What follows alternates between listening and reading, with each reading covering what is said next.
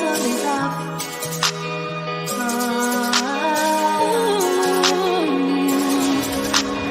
Let go of the shame, remove all the pain, block it out like a troll on your timeline. The past is what made you who you are today. Embrace it, let it go like an exhale. Remove it, remove it, remove it. The muzzle is off.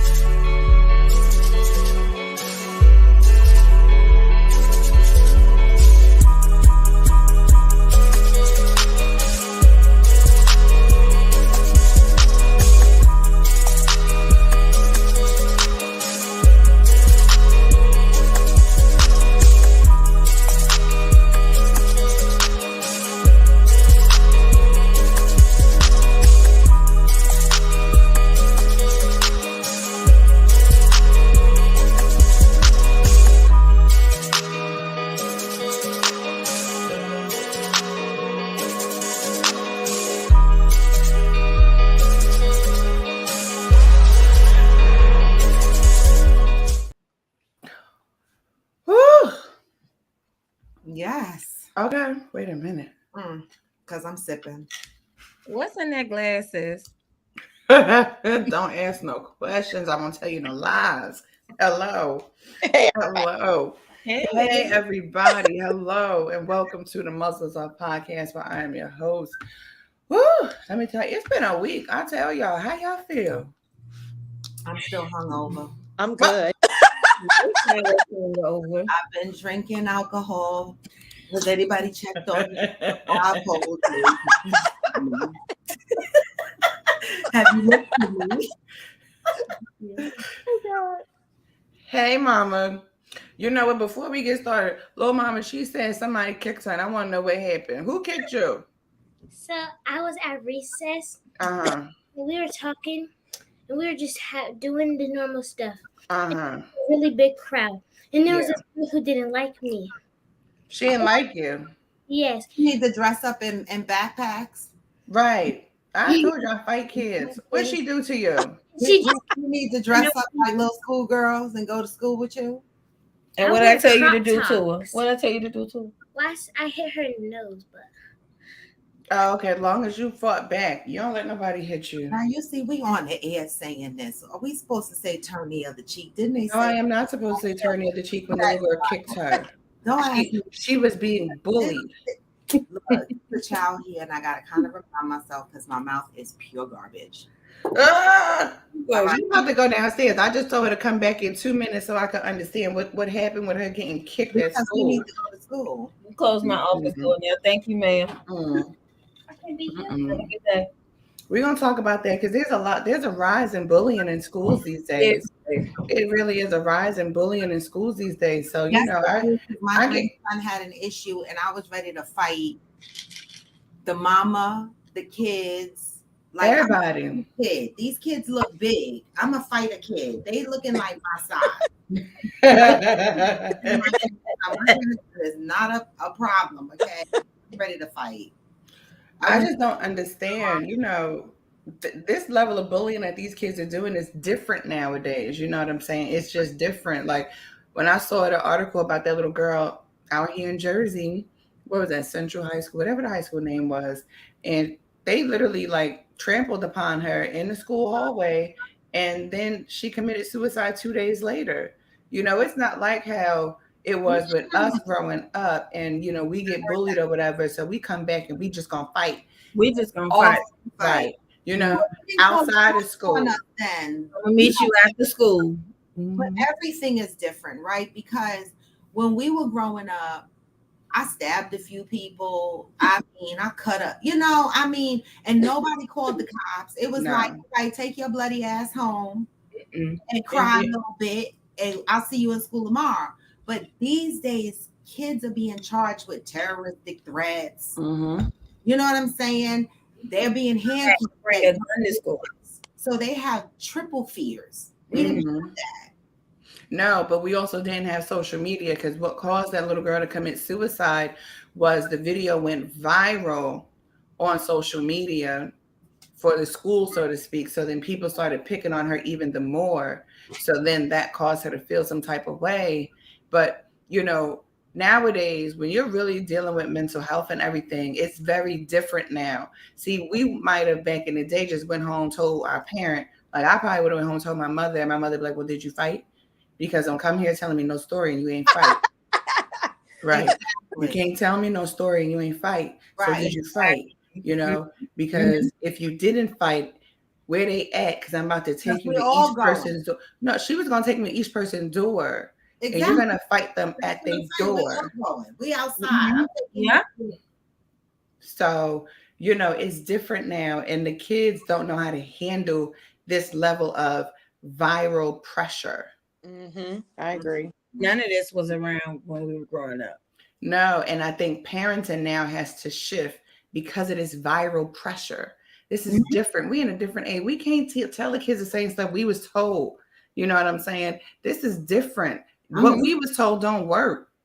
And I know for me, I always start with the adult.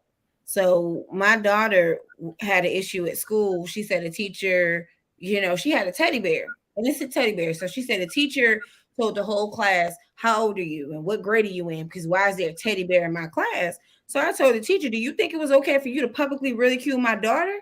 Because if you would have came home and something would have happened to her, something would have happened to you.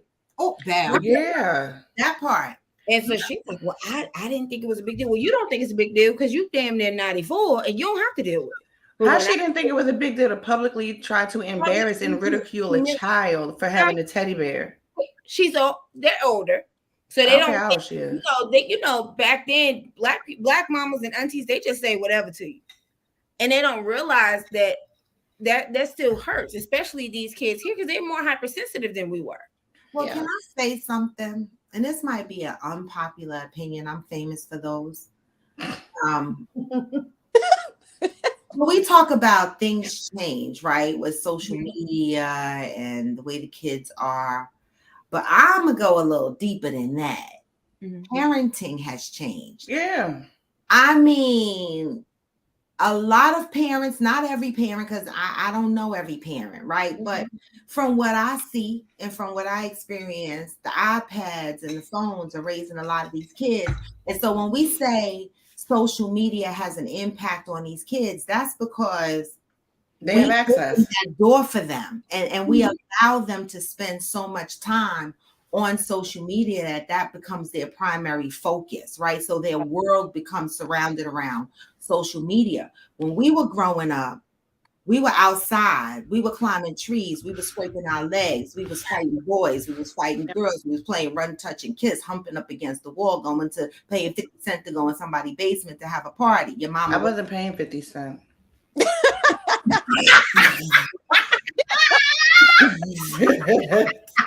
That was not me.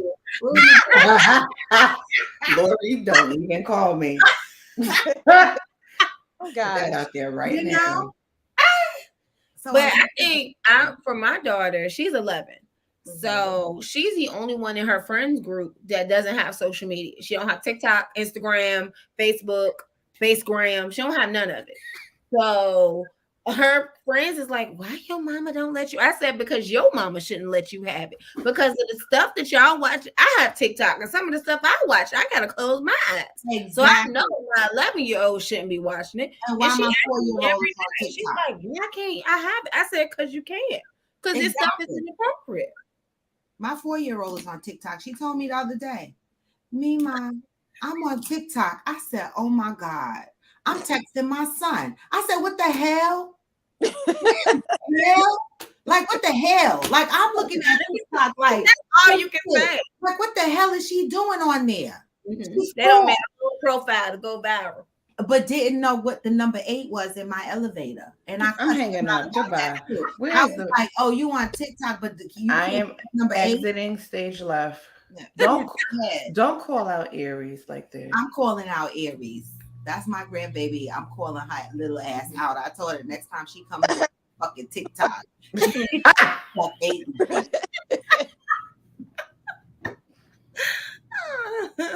Just go ahead tomorrow. I'm throwing in my towel.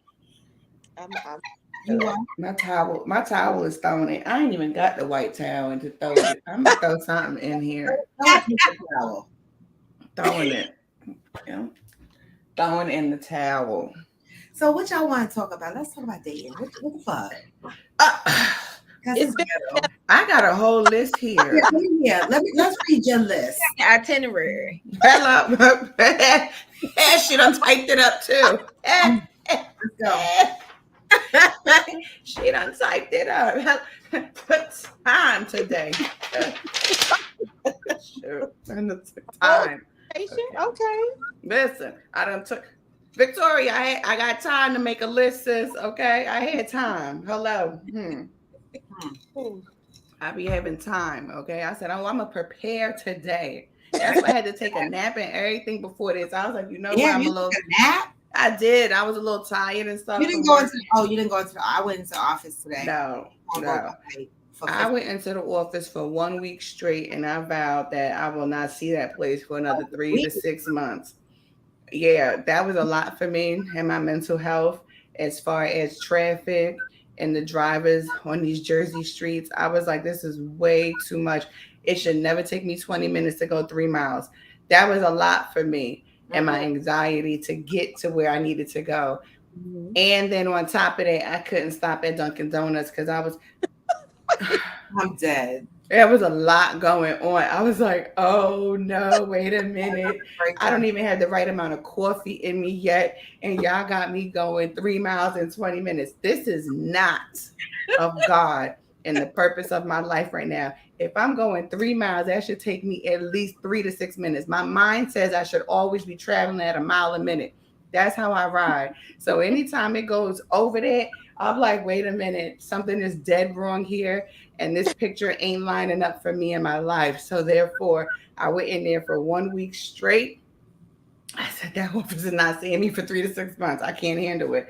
Nope. Because then on top of that, because with the train is literally like right here, but they doing so much construction around there because they doing things around these parts, you know, trying to build up the economic. Orange where they charge I guess $4,000 rent, and the people across the street paying on Section 8. Right. I just the amount of audacity that it goes on in the economic business and socioeconomic structure, I just can't deal with it right now. So I said I'm just gonna sit in here and I get it. It sounds just like DC. I get it. It's ridiculous. I don't think they understand how traffic affects mental health. Yeah, I'm stressed. I'm like, I want my son to move out of East Orange, but I'm like, they got nerve to have a building right next to you that's charging $3,500 for what? Like, I want to knock on the door and go, who lives here? Like, you live here? Like, you chose to live here? And you know the crazy part, you walking past the same homeless folks, you going to the same bodega, to the same what the fuck ever Wendy's that everybody else in this neighborhood is going for, but you paying for it. I don't go to that Wendy's no more. They gave me cold food one time, and I said I will never go back. Yeah, I don't go to that Wendy's. I don't go to the Wendy's on Main Street. I don't go to the Dunkin' Donuts on Central. You know, I don't even go to that Boston Market. The one time I wanted a bottle of water, he was like, we ain't got that. I was like, I don't even understand life at this point. Nope. I don't go to and that's my pet peeve. Like I don't need Popeyes, but the one time I wanted it, I went and they didn't have chicken. And I said, how? Wait, what? How? This is all your purposes. Chicken. No, can y'all restart this? Because I know she did. She said no. Yes, they did. They told me. How you go to Popeyes and no chicken? What the hell? I said, so what y'all open for? What? I don't want mashed potatoes by itself. Biscuits? Did they have shrimp? Not them choke biscuits. And that is not on my list. I'm letting y'all know right now. This is not on my list. Okay, let's see what's on your list. What's on the list? What's on the list? I mean, the first the first part of the list said how you really feeling, but we already expressed all of how we was really feeling. Okay, Dr. T, how are you really feeling? Because we had a week, Dr. T. Oh my goodness. You know what though? I'm good. Overall, I'm good. I'm real good. But don't push me. No, I'm good. But you know what, for real, Kia, one thing that I'm learning now is that you don't have to respond to any and everything, especially when you know sometimes a person is at war with themselves, right? Nothing about me You is speak it to me. because at the end of the day, you know, those who do know who I am, even my pre-Jesus days, I wasn't no punk. All right, let's make that very clear. So it's like even save now, with hands. We save with hands. I don't do this whole keyboard internet thug-ish. You understand? Mm-hmm. So it's like, would you be that same way if you were to see me in the streets? Nope. That's how I look at it. So when somebody come for me and they in that church world, and it's like, okay, I could, rumble, but it's like, why lower my vibration when I'm trying to get my bag? Okay. Yep, stay away from them. It's not worth it. So I had to take that into account, even though, a certain individual was doing things that provoke or, an emotion and a response out of me. I ain't give it to her that go around. But I will say this. I'm pretty flattered though when I know that I can get under your skin, which is being who I am. Because I am. Mean, But Beyonce said it in her song. No matter what. You should continue to be you no matter what. No matter who's saying it. But I'm good, Kia. Real good. Any day above ground, it's a good day. I'm good. Yeah. And is So on to this dating thing, Victoria said, I love you. That is on here. Look, that is on my list. Okay. That definitely made the whole list here because I had a whole I'm gonna jump down. I'm gonna jump around this list. I said, I'm gonna jump down to number 6. I said, do we respect transparency and what do we think? Now, this is the caveat to all of this, right? Because Sierra, you single? Now I am. Wait. He just said it's ghetto out here. Officially. Okay. Mhm. Okay. Okay. And she said we're live. So let's go with it. Okay. All of us are single. So Yeah. I said, well, I'm dating. The fuck? we still single and dating. Dating don't mean we ain't single. I know, but that's a whole discussion. Oh no, but I'm single.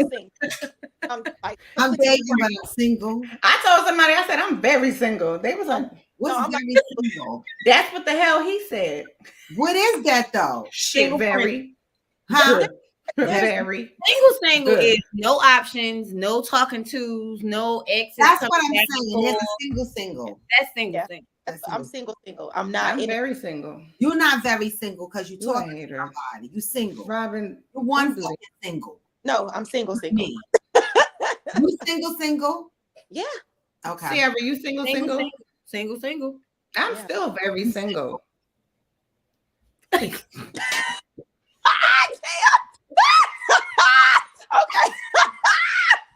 You get on my nerve. Don't sip that wine no more. Put it down. I know because I'm still hungover for the weekend. Get her some water. She's on my nerve. She's about to tell the church's business. Shut up. Anyway, still very single. Anyway, I said, so do we respect transparency or what do we think? I'm gonna caveat this with, if a man advises you from the beginning that he isn't down with commitment, he doesn't want monogamy, would you continue with him or would you stop? And if you would continue, would you attempt to change his viewpoint or would you accept what he's willing to offer and take it at face value? Are we speaking from old us or new? No, today us. We don't, Today us. Today us. They can take their ass on. Listen, for me, Mhm. because in my 40s, I can't accept things I accepted when I was in my 20s or 30s. I don't have All right. Because I understand with me, if I'm dating this for a purpose, I ain't doing this, it's just to be doing. So we're not on that same wavelength. There's no need. As soon as you tell me you're not into monogamy and all of that, it's too dangerous out here. You can have it. Have them. I'm good. I'm good. So I ain't trying to change nobody, you know, unless they're rocking Huggies diapers, you can't change them. So for me, I'm not right. So no, I can't rock with it. I'm done. I'm going to say it really depends on where I am in my life, right? In my dating state, right? So for example, I have had relationships with men that I didn't want anything more, right? Because I wasn't at the point where I was ready to commit. So I was okay with not having a commitment.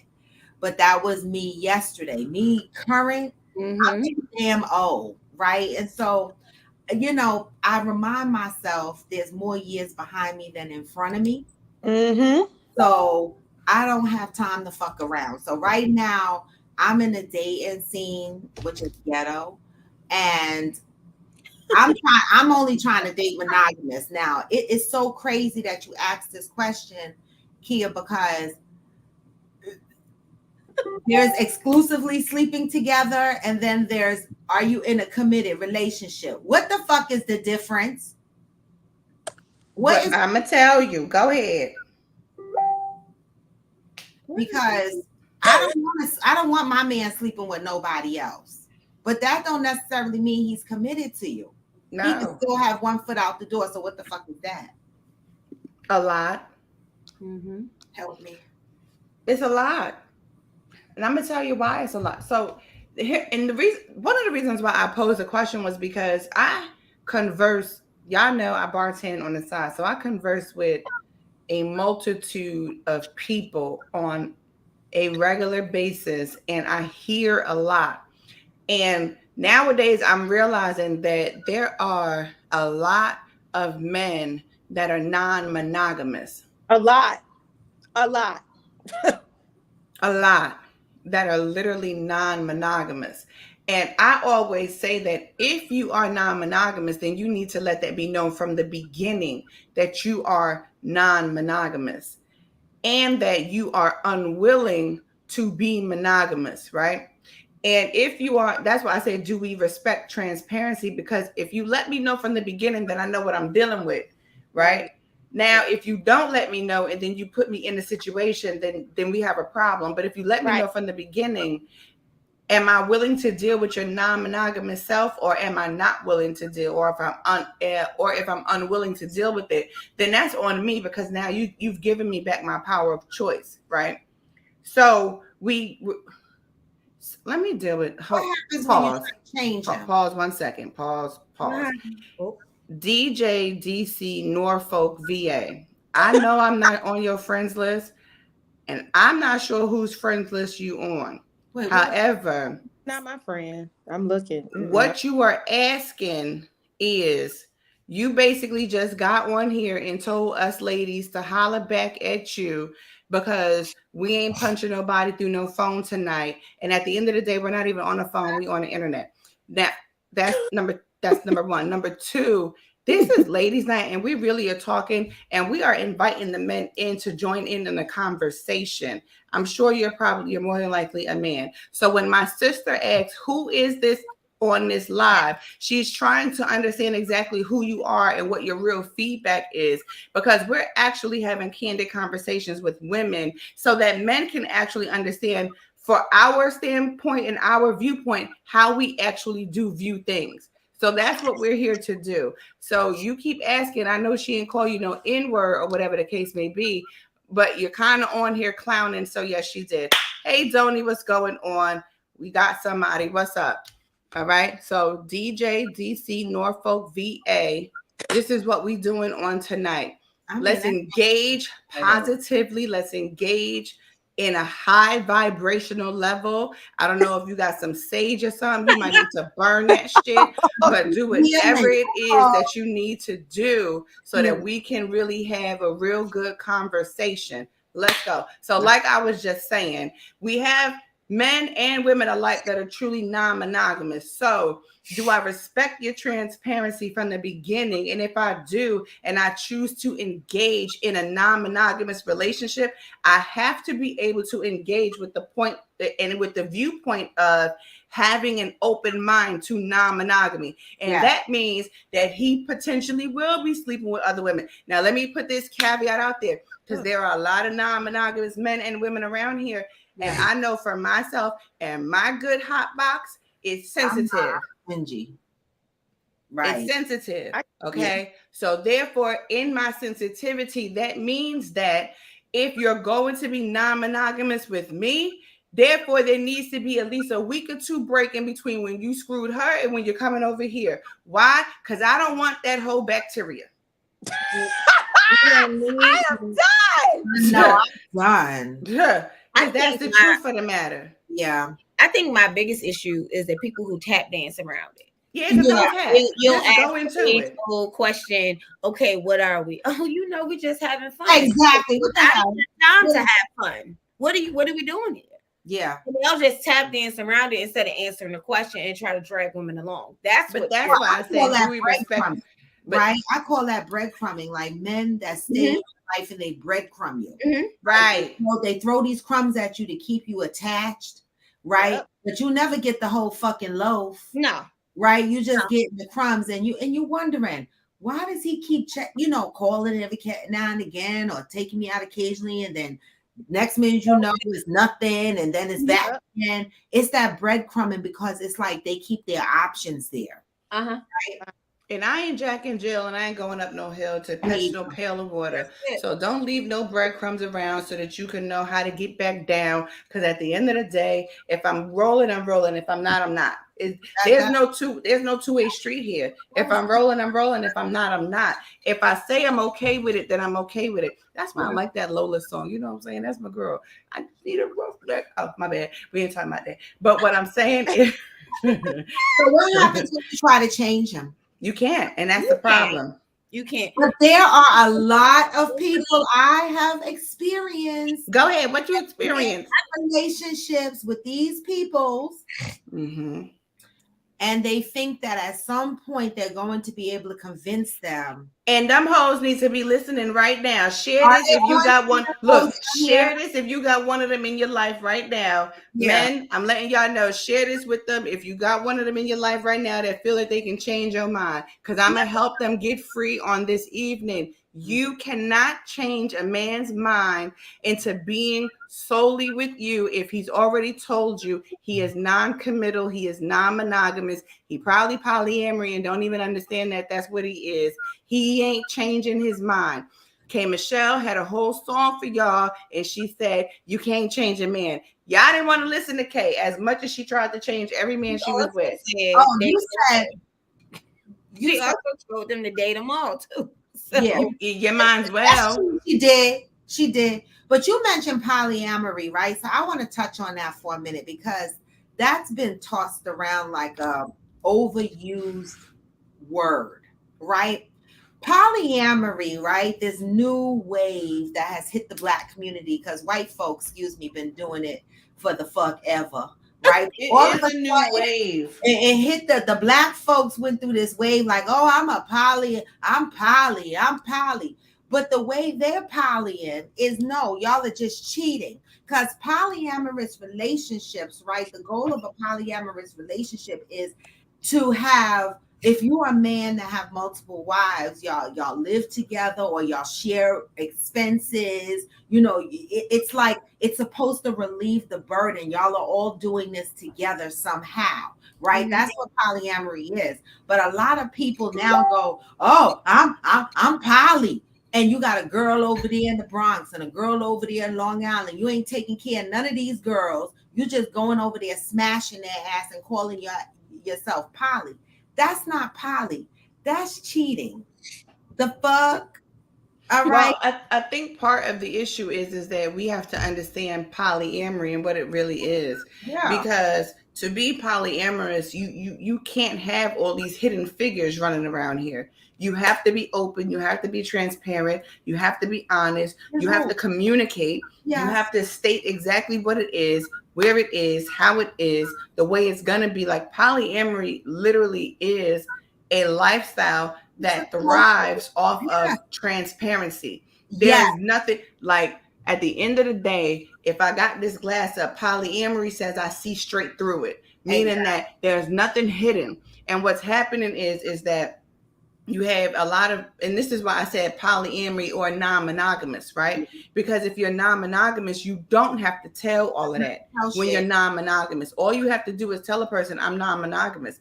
I'm uncommittal, basically, right? So polyamory is a total, and that's why I said a lot of people struggle with polyamory, although they're non-monogamous. A lot of them are really polyamory, but they struggle with transparency because they don't know how to be transparent, because they feel that the woman or the man is not going to be able to take that level of honesty and say, and transparency for a person to know, basically, I am not your only. So yeah, I might have you on Tuesday, but on Wednesday, I'm going to be with this person. And on Friday, I might be over here. And guess what? There might be one week where I ain't going to see none of y'all, because I want to be by myself and I want to be alone and I don't want to be bothered. And we also have to understand, like, in a polyamorous relationship, everything is not just about physical sex. Some things is literally about who are you mentally connected to? Who are you mentally attracted to? Who are you spiritually attracted to? Who are you even physically attracted to?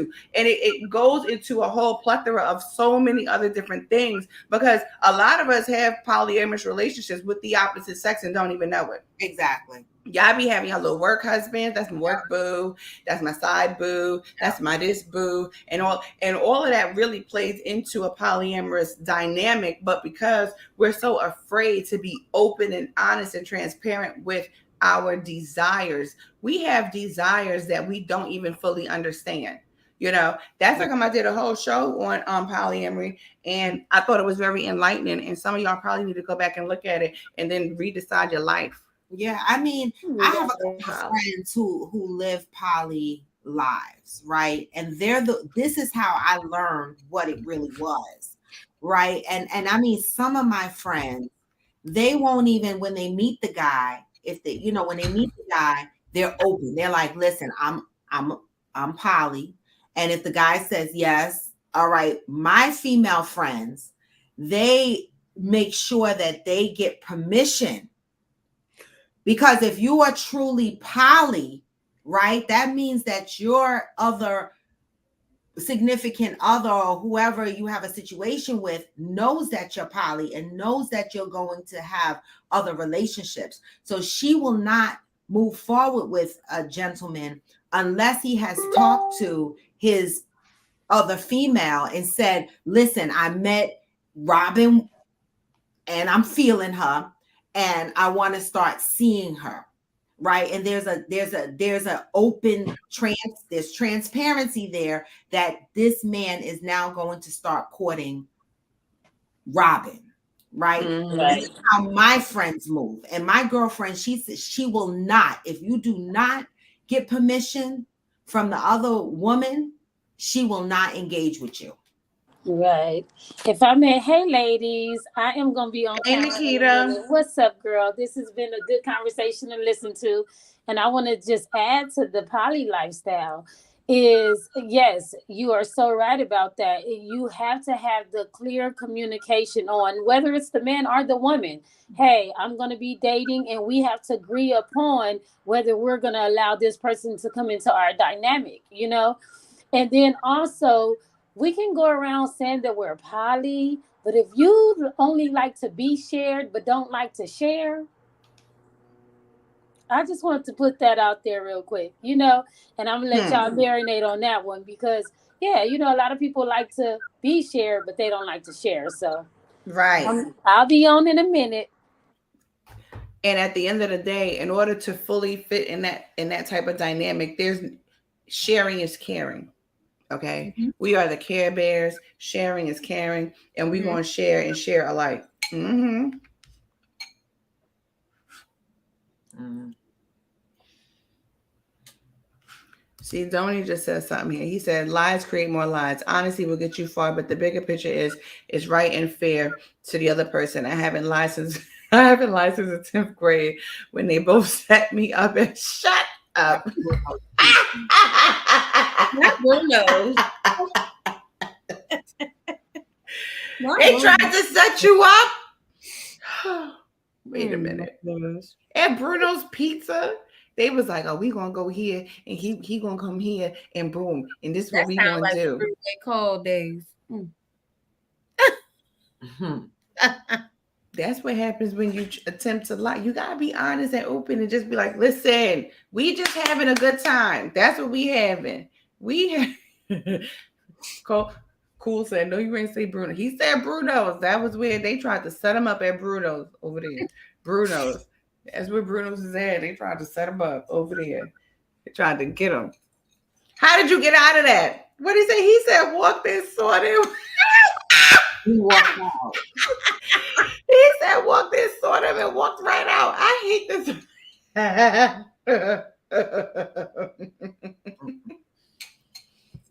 Let me say this, because you know what? Even nowadays, I hear, like I said, I hear a lot of stories, and the stories it's a little crazy to me sometimes.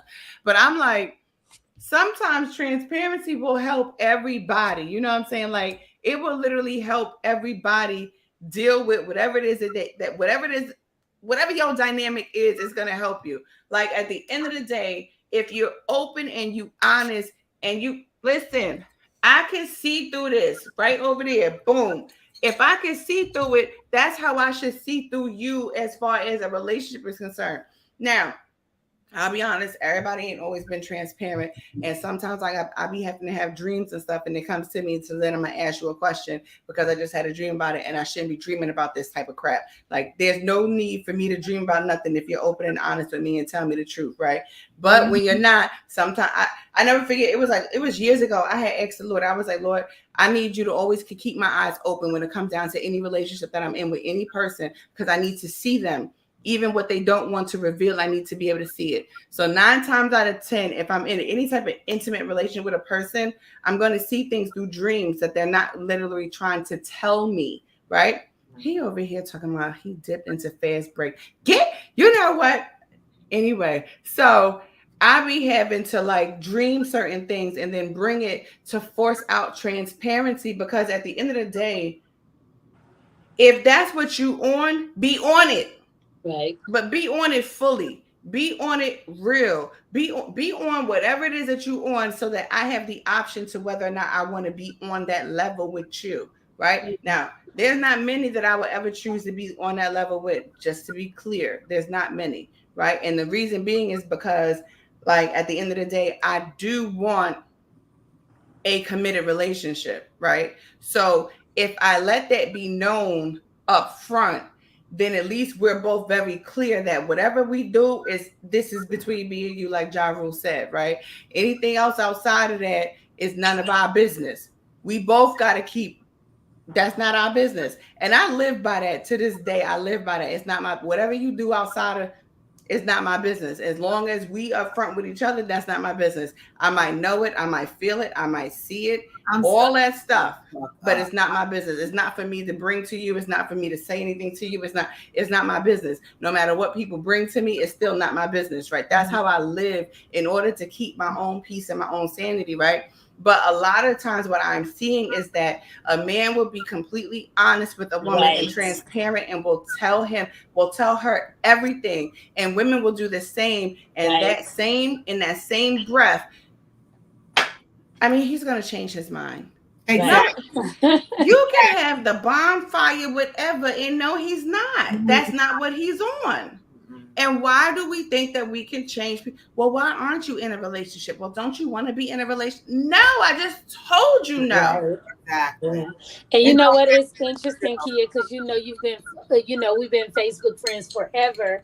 And that's one of the things that I run into often, because men are so used to women, wanting to be married, wanting to settle down, wanting to be committed. And they tend to think they're going to give me some of that good pipe, and it's going to change my mind and make me like the other women. And I'm like, it's not going to happen. It's not going to happen. Yeah. And they come in, the biggest mistake that they make is they come in trying to tell me everything that they think the other woman want to hear. Exactly.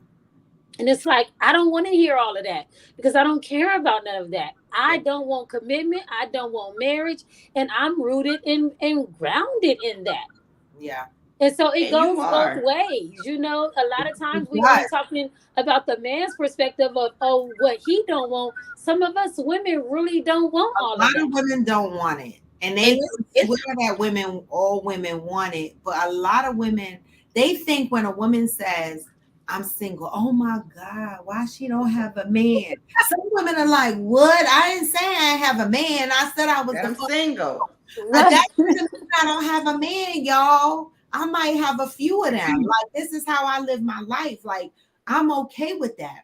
But some men, they just swear that the women are just waiting to be Right. And then let me say this too, to wash Queen. drawers. You know, let me add to that.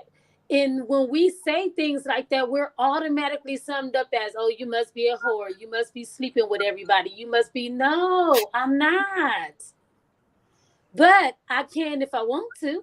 if you want to. Who are the open men sleeping with? See, this is the thing. It's a circle for me, right? When men go, you a whore or you sleeping around. But when you open and you sleeping around with all those women, what are they?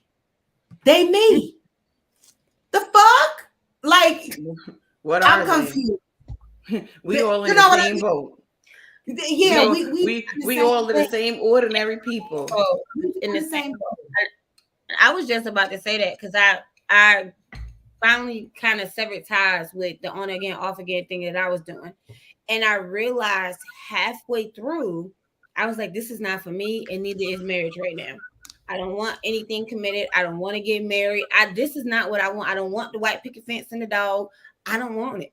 And so I think that we had such a hard time shifting because I knew subconsciously, and I actually said it. I said, "Hey, I don't want to get married. Like I'm cool where I'm at. I'm growing my business. I'm taking care of myself. I got my 9 to 5. I'm good." And they kept just trying to fight against this. Just let me love you. Just let me love you. And I finally was just like, I can't. Like you can't love me into something I don't want. So it's definitely men out here really like trying to use the D and whatever else to change I your hope mind. the men are listening because they be swearing they lay that pipe on you and you be wanting to lay down and get back. Right. A lot of women don't want to. But I was And- going to say again, it's actually hard for women to, and I think because I grew up in the church and I'm centered around that, it is hard for women to actually admit that they don't want the big M. Like Because why? Because that's been drilled it, in us. We've been drilled. Look, when you watch yes.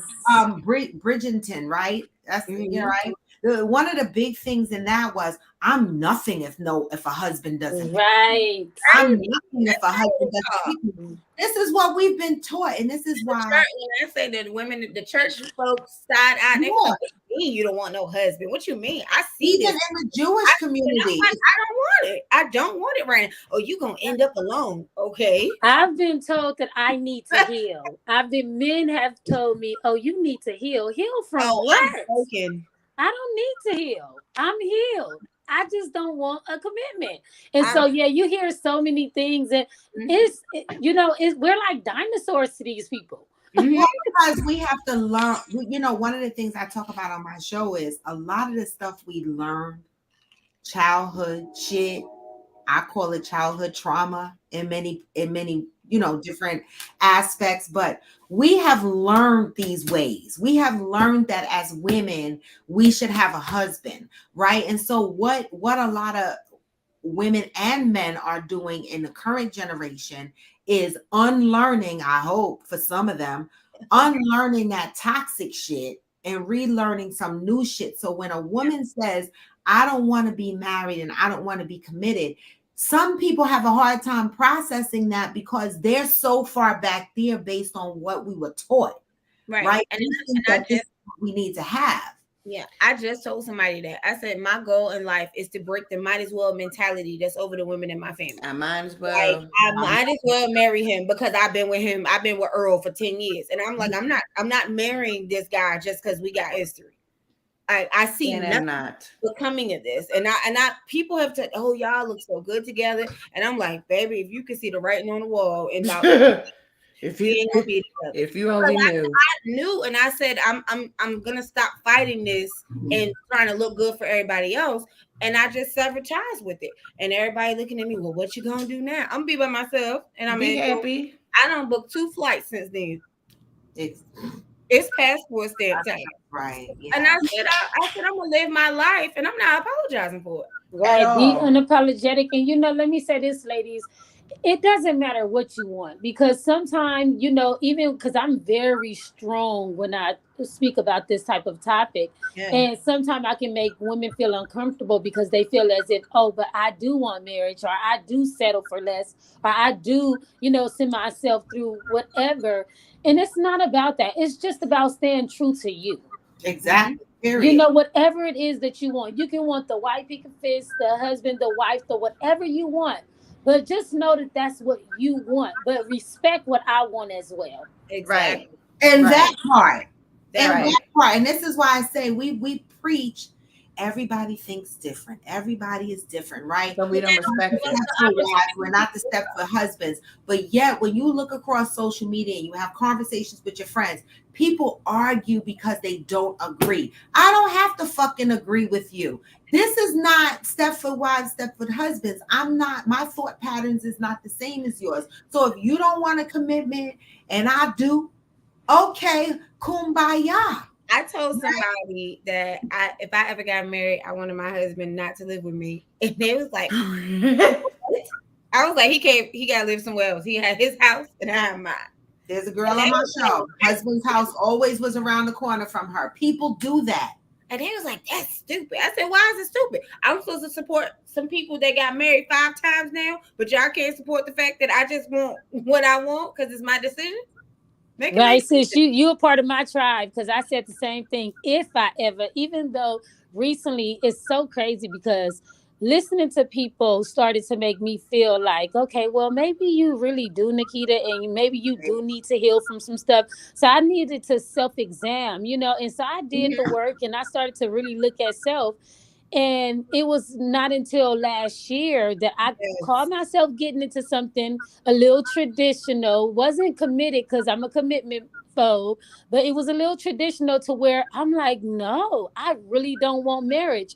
But if I ever got into something, that Negro got to stay across, all the way across yonder. We can't share the same bathroom, bedroom, nothing. So you know what you want, though. That's the most important thing. It's funny you say that, Nikita, because when I sat back and I looked at all my relationships, I said I didn't really want these. I didn't really want any of these. I literally just numbed myself because it was what I was supposed to. I felt like it was what I was supposed to do.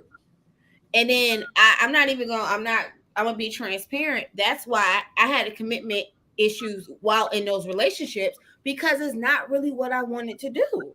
So now them people going through my phone and asking me questions, and now I'm like, look, I told you this is, but I still carried it on. And that's when I finally had to take a look at myself and was like, look, I'm not meant to be committed right now. I ain't gonna hold you. Like, you can either stay or you can leave. And even though they tried to say, that's not what they really wanted. So I'm just like, no, I'm going to finally do what I want this year. And it's not be committed to anybody but myself and my child. Yes. And I think that's important. I think it's important for us to understand exactly who we are, what we want, what we don't want, what we would like, what we don't like. Yes. You know what I'm saying? And I think that for so long, something very similar to what Robin said, we have been living under social constructs for a very long time, to the point where we just went along with the status quo. You know what I'm saying? We went along with it because that's what we were supposed to do. Exactly. I'm supposed to get married. I'm supposed to be in this committed relationship. I'm supposed to have children. I'm supposed to desire all these things that I desire. And it's like, okay, now for me, I'm a little different, right? Because I really feel, it's just me. I am a person that I love consistency. And I can't find consistency with multiple people because that's not consistent for me, right? Because at the end of the day, that doesn't work in my level, in my realm of dynamic. It just doesn't work for me, right? Like I desire a person that desires me. Now, the difference is that I understand that even if that person desires me, the desire might also shift in me different, because there might be others that could fit and suit certain other areas that I potentially might lack in. Okay. Yeah. And that's just honest, right? Because at the end of the day, you will not be the end all be all for one person. And is it fair to say that that person would need to sacrifice what they need because you can't supply all of it, right? Sexually, I ain't got no problem with that. Mentally, I ain't got no problem with that. Spiritually, I ain't got no problem with that. But I might not be all of that in one for that one person. So they might require another connection with another person. And you have to be willing to accept the fact that that really and truly might be that dynamic. Now, the difference is that because in order to be able to live in that type of dynamic, you have to have an extreme open mind to the possibility that you are just not the only person in their life. How do you handle that mentally, spiritually, and emotionally? Because they just might not be there. And for me, I'm not there yet to deal with that, to be truthful and to be honest. I don't know how to deal with that level of a dynamic, because in what I desire, I'm going to desire you 7 days a week. Why? Because I am not a person that can literally have sex with multiple people at the same time. I am not a person that can literally connect with multiple people at the same time. I can't do that, right? I can't shift into that realm. So I might understand you and your desires, but you might not understand me and mine. So how the best part is that you're at least honest with yourself about it. Yeah, I'm very open and honest with myself about it. If I can, I'm actually coaching somebody. Oh my God, you sound like her in a different body. And I'm in the same exact way. I get exactly what you're saying, Nakia, right? When you say, what if you can't provide everything that they might need? But I'm not there yet. Like, I feel like I'm not. Like, I feel like you mine and I'm hitting yours and we. So, but let me say this to that, ladies. Let me say this, because I'm actually coaching somebody in this area right now. And I really believe that when we are in that space of, you know what? Okay, he see this in her, but he don't see this in me. And so that takes away from me because he see this in her and I see this in me. And I think that some work needs to be done. I really think within self, because as we can sit up and say all day long, I see myself, I value myself. You got to get to a place, either you selfish or you insecure. I'm selfish. I'm definitely not insecure. Definitely selfish. And that could be it. But it's either or, because, and the reason why I say that is because for me, and I really believe that I'm just really a whole woman, and that doesn't take good. That's not me putting myself on a pedestal or above anyone. That's just me saying that I've done the work, because I've been, in that space as well, to where it's like, oh, so what you see in her that you don't see in me. But now I'm at a space in my life to where I understand that he is going to see different qualities in that woman. And that does not take anything away from me. And that's, that's fine. But at the end of the day, regardless of what qualities he see in another woman, if you want me, you want me. You laughing at Donnie comment, right? I'm sorry. I want my nerve. Because you got to realize the grass is greener where you water it. Right? My bundles are hanging on the chair in the dining room. Right now. Oh, what? Did I miss the comment? Yes, sis, you missed it. He said Sierra, because when Sierra said we gotta live in two separate places, here he goes, Sierra for president. Give me my space. I'm going to my place now. Good night. I'm tired of seeing your flat iron and bundles in the bathroom. I know that. Let me say this. I got a closet space just for my wigs. Yes, I do. But that's a real statement, right? Because at the end of the day, us as women and men as men, and I ain't going to do candid conversation with men, so y'all be ready because I'm coming for y'all too. We're going to have this conversation with men as well, because at the end of the day, right, sometimes you need to be like, yo, I need like 800 feet, not 5 feet, not 10 feet. I need, listen, I need a whole nother place, because you and your quirkiness and me and my quirkiness, our quirks ain't quirking together. No. So especially when you've been living by yourself Yes. for a period of time. Like, I look around my apartment right now. Now, I only been living here by myself for about 2 years. Has it been 2 years? it has been Little over 2 years. a little bit. Mm-hmm. Can I just say I love it? But anyway, I've been living here by myself for 2 years, and I look around my place and I go, can somebody move in here with me? And I'll be like, nah, because when the last person left, right, I don't even know how they were living here, because I take up every crevice and corner closet space in my house. He ain't had that much. I hear like, nah, if a man wanted to be with me and we wanted to do something together, we would need, and I'm up in age, right? And so I can't have a big gigantic house, but that mother ever need a basement, because I can't, we got to be on separate floors and shit at certain times. Like, I still need my coffee with friends room. I still need my separate guest room to do what the fuck I want. I still need my own bathroom. I still need this. I still need that. And as we get older, where we going with these house prices? Nowhere. And I was talking to one of my friends about this, and I hope not to offend nobody, but I don't think we talk enough about opportunistic partners when it comes to the living space, because I've felt like every time, and I kind of grew up until I was 7, I was the only child. So now I kind of am still shedding that mentality that this is mine and this is mine and this is mine. So when I bought my house, I'm like, this is really mine. But I kept telling people, they was like, oh, you got the house, you got the car, let me marry you, let me move in here. And I'm like, nah. But they saw opportunity and they wanted to hurry up and lock it down. And I don't think, like, some people, they don't really want a relationship or commitment. They just want the opportunity. Well, don't they call that something? Homosexual. It's a hobosexual. I was definitely married to a hobosexual. I'm gonna fuck you up.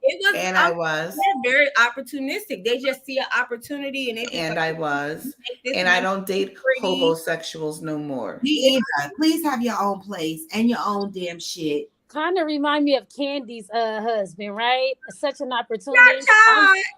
I'm sorry. Let me bow out gracefully. Candy, Candy from the Housewives. Yes. From the Housewives, yes. From the house. You think he's an opportunist? Because I do. The mama said that. She did. She said it all 50 seasons. My mama did. What's her name? She said that. Yeah, he's an opportunist. Mama Joyce. Listen, Mama Joyce, Todd. Every year. She said, listen. See what she said? Todd. This is what I tell, and this is where we get in trouble. This is a pet peeve for me. When men try to make the independent woman the negative thing. Wait, that's my question. Oh, you got it on the list? It's on the itinerary. Read the question, because I'm going here. Go ahead, read it, because I'm going there. Don't judge me. I gotta find it. I don't have a whole cup. Anyway, hold up.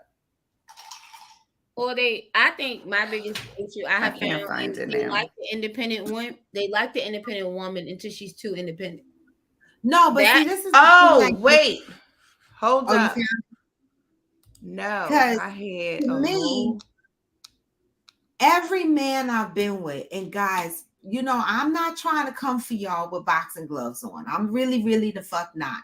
But one, you know, the thing is some of these men walk around talking about, I'm not getting with no woman because I don't want her to go take my money, or I don't want to lose what I got. I'm gonna be honest. I ain't never dated no man that had more than what I had. What is happening? She ain't lying. I never dated no man that had more than what I had, right? She So when these lying. men walk around and they say, "Oh, these women are out here for my money. Oh, they're gonna take what I got. I don't want what you got. What the fuck you got? You got child support. The fuck." But let me ask y'all this: why do we date those type of men? That's where I'm at. Well, that's what I'm asking myself. I've been in my Yes. for 2 years. I know I fucked up. That's where I'm at with myself. Like I recognized that I think it was I need a project. I realized that. That's I was me. dating beneath me because I felt honestly I felt bad for him. And then it's just like when you get so far into it, it's just like, damn, am I really gonna leave him because I don't have no money? Nakia too, you like projects. You used to like projects. First the F of all, I don't like projects anymore. I have graduated. We are recovered. You used to like projects. You used to like, because you ain't had no damn man in the past that had more than you either. I graduated. And I was made to feel bad because I wanted a man that had more financial security. I was made to feel bad because I wanted, okay, if I'm making this much, you don't have to make all of that. You don't. But at least like we at dinner and I don't feel bad because I gotta be like, you want me to pull out my purse? But why do the projects have the best? You know what? I didn't experience that with a project. The motherfuckers with the mattresses on the floor. They have the best. Yes. I don't know nothing about that. That was not my life. Listen, the men that had their own had the best for me. Really? Yeah, the projects that definitely did not have the best for me. They was not the best in nothing. The men that had their own definitely had the best for me. Not for me. I was in good bliss. No, I'm currently dating a guy that has his own, and that shit is fire, and it's a new experience for me because every other guy didn't really have, right? And it was like a problem. Not. You know, and then I don't think y'all understand how long I have known Robin for. Yeah, I have literally known Robin since. See, her name ain't Robin. This is Raw to the Bone. First of all, you're about to tell some shit. You're about to say some shit that you did not need to say. We're not even back there. You showed up at my door. My son was locked up in the hooscow. I tell my story out loud. And she knocked on my door with her saggy clothes. First of all, they wasn't freaking saggy. They just talking about my man is locked up. That was my son. I'm just being real. We got to be real because you know what? When you tell your story, nobody can use your story against you. I don't tell Alvin's story. I tell his story because it's my But that's when I met her. That was the freak. How the hell long was that? That was like 2004, 2005. Mm-hmm. That was a lot. Mm-hmm. However, that's how long I have known her for, so I do understand exactly what she's saying, and I don't care what anybody say because it's the truth. Now, as far as her, she right. I have dated a lot of projects. You did. You delivered, but you did. This queen has adjusted her crown. Yes. I don't do projects no more. And if you look like a project and you're talking to me, I will definitely ghost you. I am being so honest because I feel as if in my independence, not negative independence, but in my independence, I have grown to a place in life where I don't need to build someone up. That's where I'm at right now. In my independence, I do not feel that I need to build someone up in order to be whom I need them to be for me, right? So now I'm at a place in life where I'm like, first of all, you know, which is so strange to me because when people meet me and they, especially when they see me like bartending, they swear I cannot possibly have a career. And I think that is one of the most amazing misconceptions in life, to put on a person because you see them bartending. I actually bartend just because I like to do it, and I like to meet people, and I like to converse and stuff like that, right? But at the end of the day, that does not mean that I am not working within my career, and I'm not a career woman. And I find it to be amazing, the level of the stigma that is placed on a person, because I have experienced it. Because a person literally said to me, well, why are you here if you have a career? First of all, don't do me. Second of all, you have no idea all the things in which I actually do. I am a published author 2 times, about to be 3rd time. I am a ghostwriter. I have literally ghostwritten multiple women's stories. This is what I do. So a lot of the times people do not fully understand. I am literally an executive producer on a documentary. Like, I do a whole lot of things outside of what you can view, but because you see me in a certain place, you think that I am less than. And even some of these so-called accomplished men that I do see, oh, you bartend. First of all, I have a whole career and a degree. I'm going to need you to have to explain. And I don't, right? Because I am at a certain level right now where I feel like I'm going to give you as least possible words as possible. Do they ask the women on the OnlyFans page if that's their only career? No. Right. No, because a person literally asked me that, well, how do you make it bartending? And I looked, I was like, what are you talking about? That happened to me when I used to work part-time at Mac. And guess what? And as a makeup artist, let's be real, that is artistry. Okay. And I've seen your work, and it's wonderful. So if you wanted to do it full time, and if you really wanted to just, no, but you actually are a credit coach. Exactly. Like, I might put my feet on feet fine, but I got a whole corporate job. I'm just hang up on me. Don't fucking hang up on me. I'm just saying. These motherfuckers are selling feet pics. I'm just saying. My feet are when I got a whole corporate job, the fuck, I might be my feet fine. No, but Robin's feet are real pretty. So Robin can sell her feet on feet fine, whatever the hell she's talking about. Robin can sell her feet up on there. Okay? I'm on one hand, $4.99 a month to put my feet on. Like the fuck hold up. Wait, job. Pause. DJ DC Norfolk VA. Don't ask my sis no questions. Is he still here? I don't have a moderator right now, and I'm gonna truly find Gail. Where's you? I'm gonna text Gail. I fully understand you didn't like the N-word.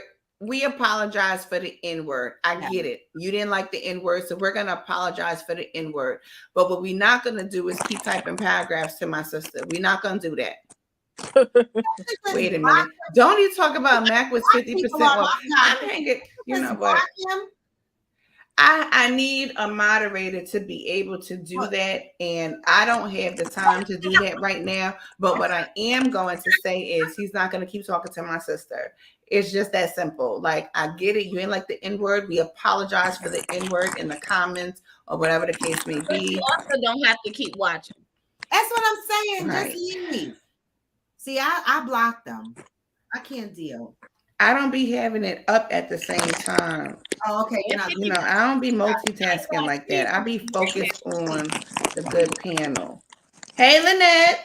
Hey, everybody. Thank you. Hey. Hey. But I ain't going to keep doing this shit either because I'm about to get annoyed. So here's what I'm going to do. I'm going to go on mute real quick, and I'm going to get this situated because I'm not going to keep doing this. Uh-oh.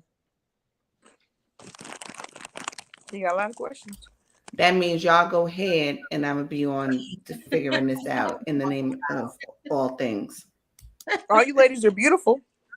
Well, yes. Thank you. Beautiful. I love it. Oh my goodness. What are you talking about? Yeah, but I find that a lot of I feel like I've been in relationships where it's okay for me to be independent. Oh, you got this, you got that, you got 3 degrees. But as soon as they get in the mix of it, it's like the relationship turns into a competition. How about this, Tiara? I had a man, and I know if he ever listens to this, he cussing me out 33 ways, and I don't even give a damn, okay? But I had a whole fucking man, right? I got 2 degrees, 3, if you count the associates, right? It counts. The fuck, I don't want to pay for them shits, but they there. And this man, like I'm a project manager for a fintech company in IT. And I work weekends sometimes, long hours, whatever the case be. Plus, I have my businesses, 2 other businesses, right? And this guy, he would tell me, "Oh, I never see you read a book. I never see you read." Like that was his thing. Like that was his way to attack me, trying to call me stupid. "Oh, you don't read shit. How you know shit? You don't read shit." I was like, man. Now, mind you, he didn't graduate high school. I can't hear. Oh, somebody got to put them. Who's eating chips and stuff? Can you put your on mute for me? Yeah, you got to mute. So I'm like, he can't. He's harping on me like I don't read. And then I said one day, this motherfucker didn't even get his GED, right? You wasn't even disciplined enough to finish high school, right?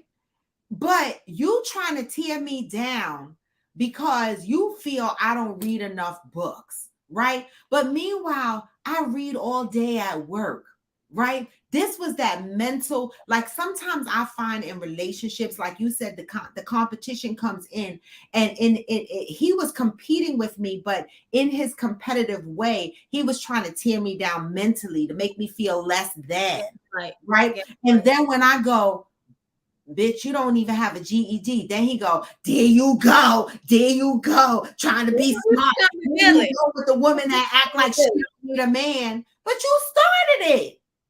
I think my biggest irritation was like, I kid y'all not. I have I'm building my business, and I would schedule a photo shoot. They would schedule a photo shoot. I would go live or post something. They would post the same thing. Use the same, and I'm like, sir, like I would be like, "Yep, I got a degree too." Ain't nobody said nothing about your stuff. I was just like, okay, I'm done. You mean they couldn't be happy for he couldn't be happy for you? No, not without acknowledging his own. He had to beef himself up too. He need healing. That's toxic. And it was just like. And it was just like, "Oh, I'm an alpha male," and I'm like, "Sir," because it's really a form of abuse. It is.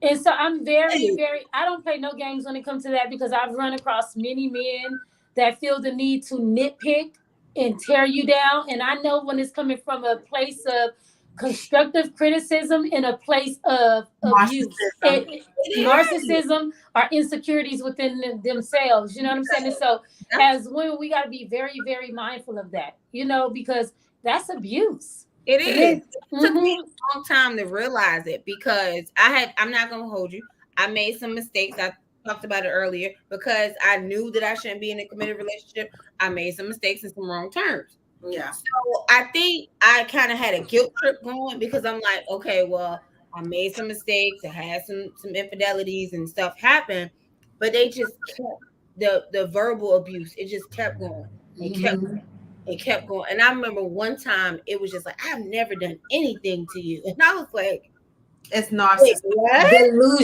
Delusional as hell. I just went through an attack like that yesterday with an ex. And we shared children together.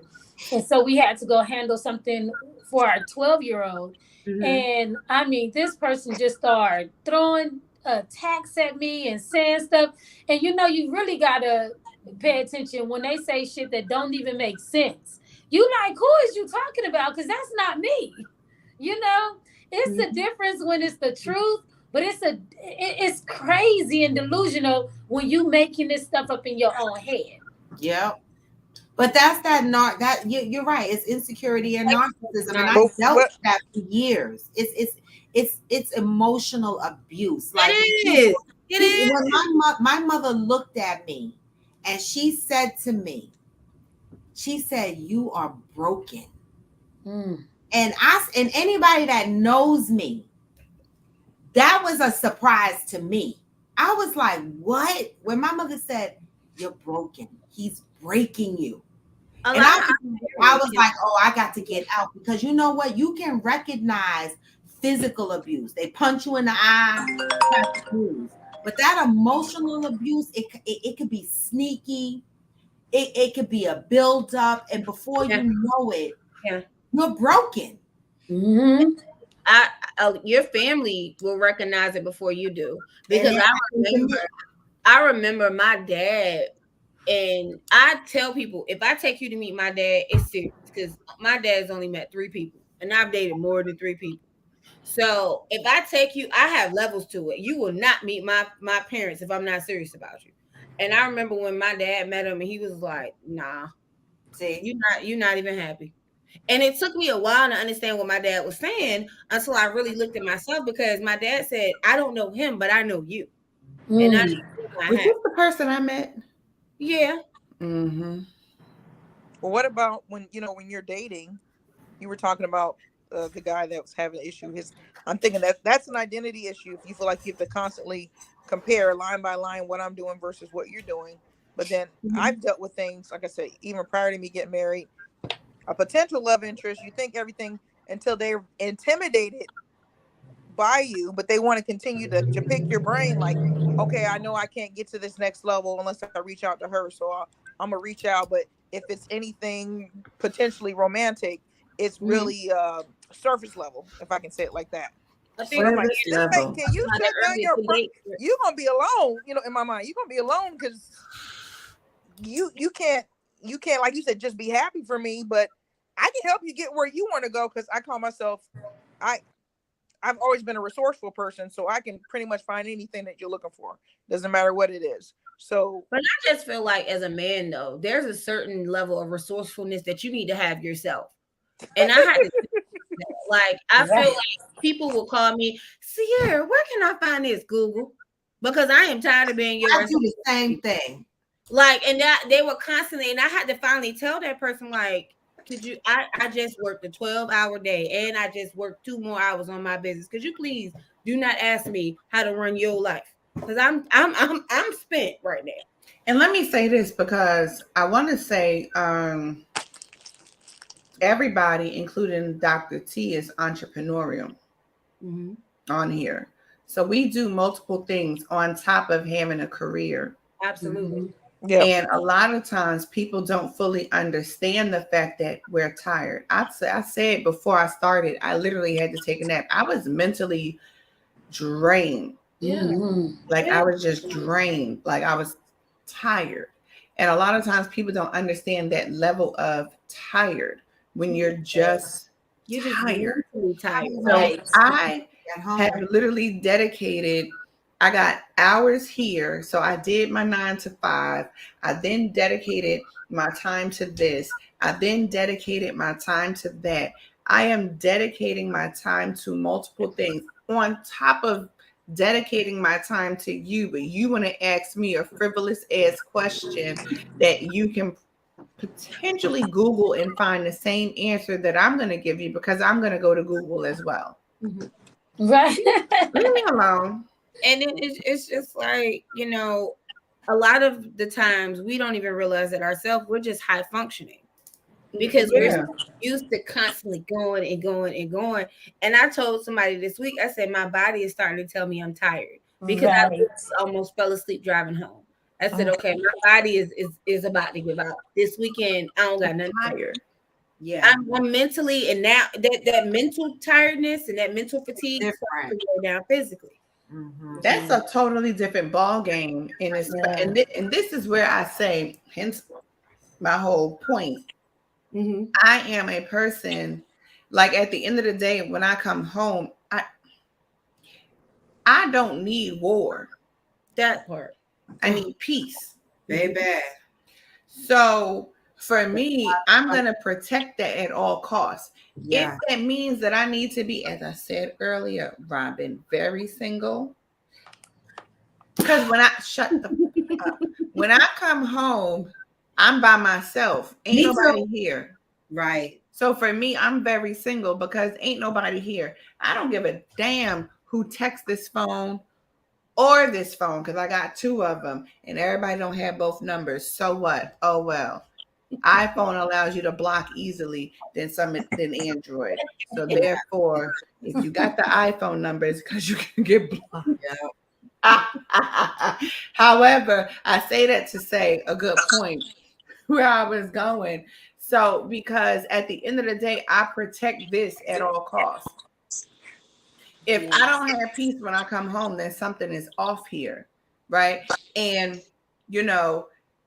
there are some people that attempt to violate your peace because they like to bring war to you, even through a text message, even through an inbox, through a DM, whatever the case may be. And I'm like, I got to cut that off at all costs, because at the end of the day, I'm fighting a whole lot out here. And above significant other. We're talking about that fits the category of friends. Everybody. Yes. Kids, children, mama, daddy, kids, your mama and your siblings. Everybody. I mean, everybody. Even your damn self. Look, let's say this. Even your damn self.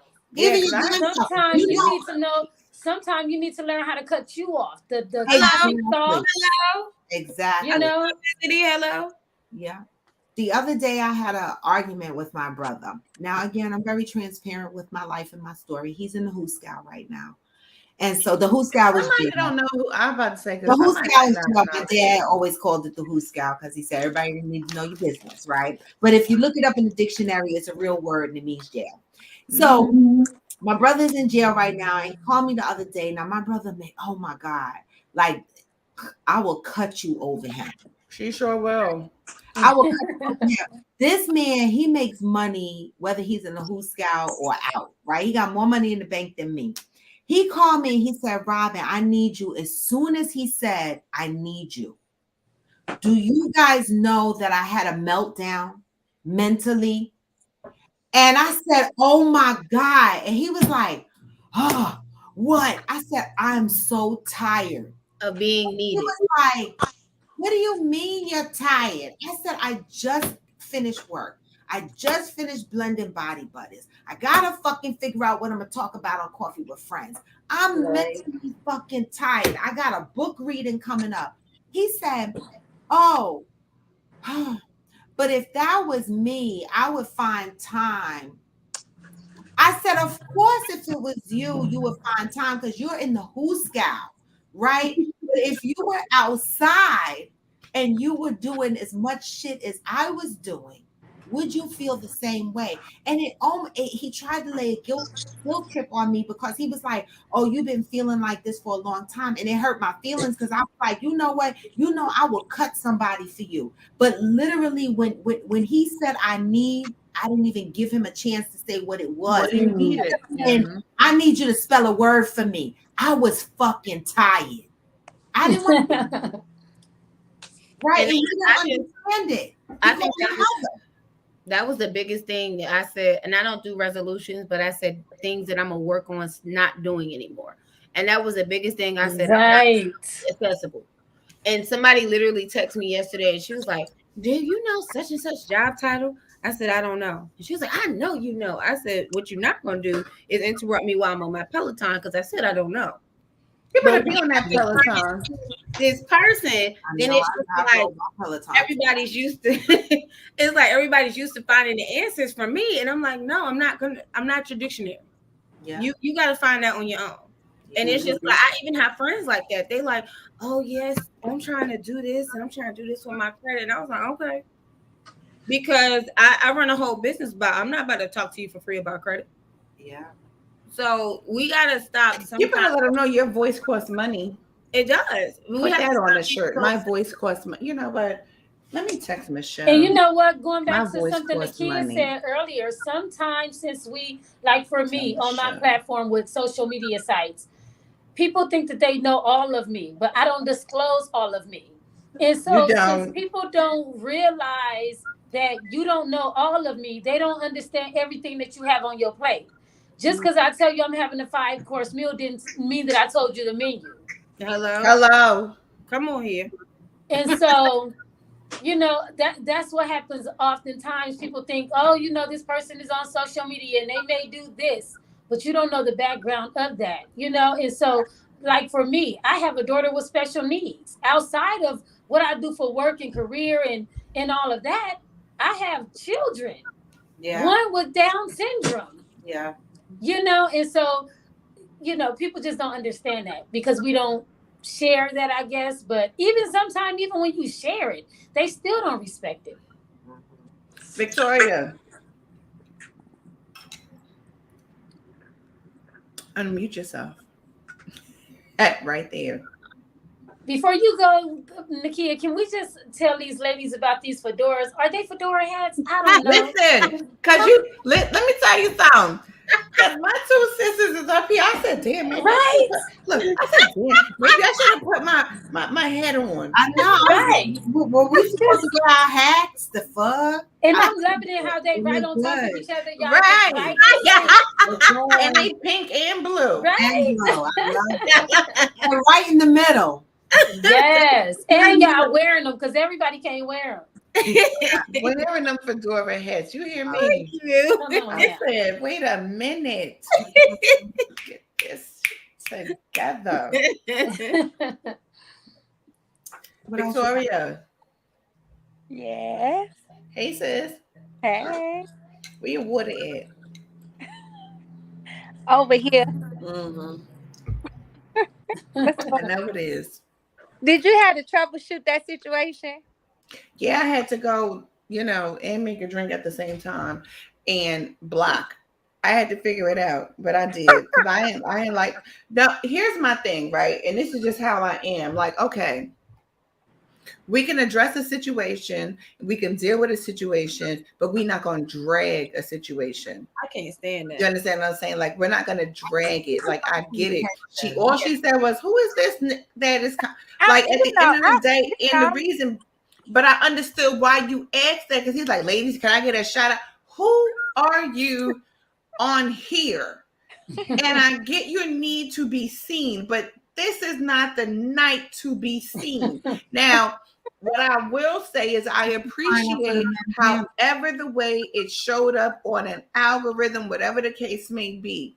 However, if you want to be seen, this ain't the way for you to be seen. What you should have done was inbox me and said, I would like to be on your mail panel. And I probably would have said, okay, no problem. But to do all of that and then keep commenting some nonsense or whatever the case may be, and then to keep saying some stuff after we already addressed it. I said it the first time. Now you get me a second time, I'm not going to be as nice as I was the first time. Now, Right. if I had to say it a third time, I am for sure going to be totally disrespectful. So I had to let me remove myself. Let me block you because I am about to get very disrespectful out my mouth. And I know how disrespectful I can be. And I can also back up all of me and my disrespect because I will go to DC, Virginia, wherever, and be the same person in person, online, whatever the case may be. So I'm okay with all of that. So I had to address it. So yeah, so I figured it out. Yeah. Blocked. Well, I'm country, so Right, and that was my whole thing because I knew that you did not mean no offense by it, and I get it. Some men don't like the N-word, and that's perfectly fine. But you also have to understand that at the end of the day, you wanted to be seen, so you had a moment. Yeah, because he kept addressing in the chat, and I was like, "Who this nigga?" Yeah. Ooh, can we segue into that though? Because that's a whole nother topic too. If you don't mind, Nakia, when men don't understand, when they keep on flapping them gums, how they make us come out of our high heel shoes into some tennis shoes. Can I be trying to say hi? Show you how much I was triggered. Like literally high. I'm an Army veteran. I'm an Army veteran. So I have documented PTSD. And when it's certain stuff that you say, and I had exes who would just get right here, and I'm like, I'm gonna punch you straight in your jugular if you don't move, and then what you gonna do? What you? And see, I'm a veteran from the streets. I'm a veteran from the streets. They so it's a whole nother thing. They trigger you on purpose and then call you crazy. And I'm like, Yeah. big dog. Like, you want me to be big dog, not to be big dog. God. We all gonna be big. You hear me? You asked for it. I told you to get out my face. I don't walked away from you. Why you following me? Yeah. Yesterday I found out I was You so gotta delivered. stab them. Look it. Yesterday I found out I was so delivered. I was called a bitch. By who? I'm talking about from somebody who was in my car. He would have been under the car carriage. In my car. A man that I'm not screwing. A man, my ex. And it's been 12 years since we ever dealt with each other. But he had to ride with me to take care of some stuff regarding my daughter. This man get all ignorant and belligerent. And I swear I seen myself like punching him like 20 times. But when I didn't punch him, I was like, I'm really delivered. I wouldn't have been that delivered. No. I'm You really see that delivered. video with that lady stabbing her husband in the car while he's driving? Woo. They take you there and they call you crazy. I Then stabbed they my call you crazy, and then they want to go and play the victim to their next person. Right, because she was so this and she was so that, and I dealt with this and I dealt with that, and that's how come I can't deal with this no more. And that's why And they I want heard to it all get with it all Fatty. I definitely did. That's why I didn't understand why that good second wife, aka ex-wife, aka probably still wife, was so damn arrogant and belligerent with me. And I'm like, girl, all the shit he said about you. Girl, I told you I had a YouTube video made about me. Got my ex's ex-wife. Let me say this, and this is why I'm like, hence why I said I wanted to do candid conversations with women, because a lot of the times people do not fully understand exactly what we go through and how we feel about the situations that we actually do go through, right? And it was so crazy because yesterday I had a very good friend of mine bought my book, literally text me and said, I read your book in 3 hours and I'm not a book reader. I was like, thank you. And he said, I didn't even want to tell you that I bought your book, but I need a signed copy of your book. But I bought your book and it came today. I had no clue. And he said, and I read it in 3 hours. He said, you are a strong woman. You're resilient. And me as a person, I'm tired of being strong and resilient. That's not a compliment. No, but I understood what he was. I understood why he said it. Right. But for me, I'm tired of being strong and resilient due to the fact of what someone has decided and chosen to put me through. Right now, when he said that, he said, but you don't talk about your story. And I don't, because I got discouraged from talking about it, because if I did speak about it, it was met with such negativity, like, oh, that was so long ago. You need to be over it. You need to do this, that, and the third. You need to carry this, that, and the third. Oh, you're just bitter. Oh, you're still broken. Oh, you're still hurt by what he did to you. And I'm like, honestly, I'm not. I'm honestly healed from what he did. But the power of your testimony is being able to actually tell and speak about what really happened to you and not attempt to act like it didn't happen when it did happen.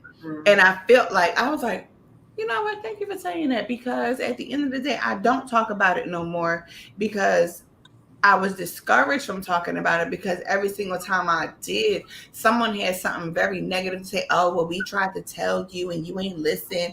Oh, well, you should have known. Oh, but, and I'm like, well, damn, y'all niggas ain't did that much work. Can I say this really quick, Nakia? I think that what it is, I don't know if you all are really like familiar with like reality people that's on like social media, but it's like a couple that's called like La Truth and Rihanna Robert La Truth. Okay, I believe that when people feel like you're not healed, is if you are coming from a way to attack the other person, if that makes sense. It seems like it's an attack versus a testimony. Not saying in your case, Nakia, but in a lot of cases, you start to feel like, well, damn, are you really healed? Because this is more of an attack on the person versus a testimony. And I think that people need to understand that at the same time, it might come across that way, but a person has literally processed through what happened. It was negative and it was bad. So you want me to tell something that was negative and bad in a positive light when it truly was negative and bad. So there's no way for me to sugarcoat that for you and your emotions, for you to understand that I'm just giving you raw feeling. I'm giving you raw dealings. Like, this is what's raw. This is what really happened. And for me, I'm like, when you look at it, for me in my situation, and I see that you got pastors marrying 18 and 19-year-old women, I got a problem with that. You understand what I'm saying? And so the problem that I have with that stems from the root of what transpired. I understand manipulation. I understand deception. I understand how it feels to be coerced and for you to begin to question your own mental stability and what you think and how you feel and how you react, and then to see this stuff transposed onto a child. I'm like, oh, something's wrong. But if I speak about it, oh, you're not healed. You're still broken. You're still damaged. You're still, bitch, fuck. What? No, I'm not. I can speak about it from a place of being healed and being free. I am free enough to be able to speak now. Because truth be told, when it first happened, I didn't speak. I shut up. There was nothing left for me to say. I couldn't say nothing. And because when I said something, I got attacked. Oh, well, that's not what you were saying while you was married. You was promoting, you was doing this, because that's what I was programmed to do. So now that I am free from the programming and I'm coming against this stuff, now I'm broken. I'm bitter. I hate the church. I'm probably angry at God. No. And I'm coming against this stuff. Now I'm broken. And not. But it's just like, I think a lot of the issue for me was every time I spoke out, the ex was just like, and I'm not just talking about one ex, I'm just talking about, using. They were trying to change how you perceive them to other people. Because for a lot of the times I dated monsters behind closed doors, but angels in the forefront. And I mean, people were, oh, y'all look so good together. Oh, y'all, but they mentally tortured me. Like I told my story last year about how people didn't realize I'm in a whole relationship with this person, and I'm literally calling my pastor, telling her I'm about to take, I'm done with this life. I'm done. I'm about to take myself out of here. Like telling people, if I die today, take my child, because that's how much emotional torture that I was going through, and that person didn't even notice that I'm with. Didn't even notice. So it's just like when you finally get to tell your story, then that person's like, that's not how I remember. That's not what I did. I did all I could for her. I did all I. No, this is my perception and this is my story. This is etched in my memory and in what I went through. People don't understand that. So I think that people create narratives. They definitely do. I tell people all the time, don't tell me what my experience was, because I don't want to tell you what your experience was. And it's almost like, if I stub my toe, you can't tell me how much it hurts. And I think that that's where we got to get to in relationships. We have to realize, okay, it's perspective. It's all about perspective, and it's all about experience. And, if you experience me this way, I can't necessarily apologize, but I can say, I respect the way that, you experience me, and I can't even change that because maybe I'm changing myself. Yeah. And you know what I'm saying? But I can respect your experience. One of the things that broke my last relationship was when I decided that I was going to take a healing journey publicly, right? Yeah, you did. Right. And so, I've had a very traumatic childhood and adulthood, right? And I my YouTube channel, I tell stories about things that have happened to me in my relationships, my marriage, whatever the case may be. And this person initially, when I said I was going to boot this up and do it, they were like, yeah, rah, rah. Oh, yeah. But, see, people don't realize that when you tell your story, sometimes they're a part of your story. Ooh. And they get mad. And they say, you talking about me. And I'll be like, no, I'm talking about me. You just happen to be a story. And so, you know, this is what I find myself telling people, because let me tell you something. In the last 3 years, people, places, and things have changed for me. People fall off all the time because I get on here and I say what the fuck I say. And I say, if you want me to tell a good story about you, then be the fuck good to me. Right? You know, if you're bad to me, I'm gonna tell all stories. So, to me, the relationship didn't last, because then it was, oh my God, you're talking about me. And I'm like, don't nobody know I'm talking about you. But if you see this in you, change it. And they were saying the same thing, Sierra. I don't do those things. I didn't say those things. I remember one day he said to me, washing dishes, he said, and I said something to him, and he turned around and he said to me, oh, you must not have been loved as a little girl. You know that I grew up with childhood traumas. You know I have abandonment issues. Love to bring your past. Right? And so I looked at him and I went the fuck off, and I always go for my nice block. And I'm like, listen, I'm about to get an orange jumpsuit. This is very unhealthy. You're triggering me. And he said to me, what's the big deal? All I said. And he should have really understood his little soft voice.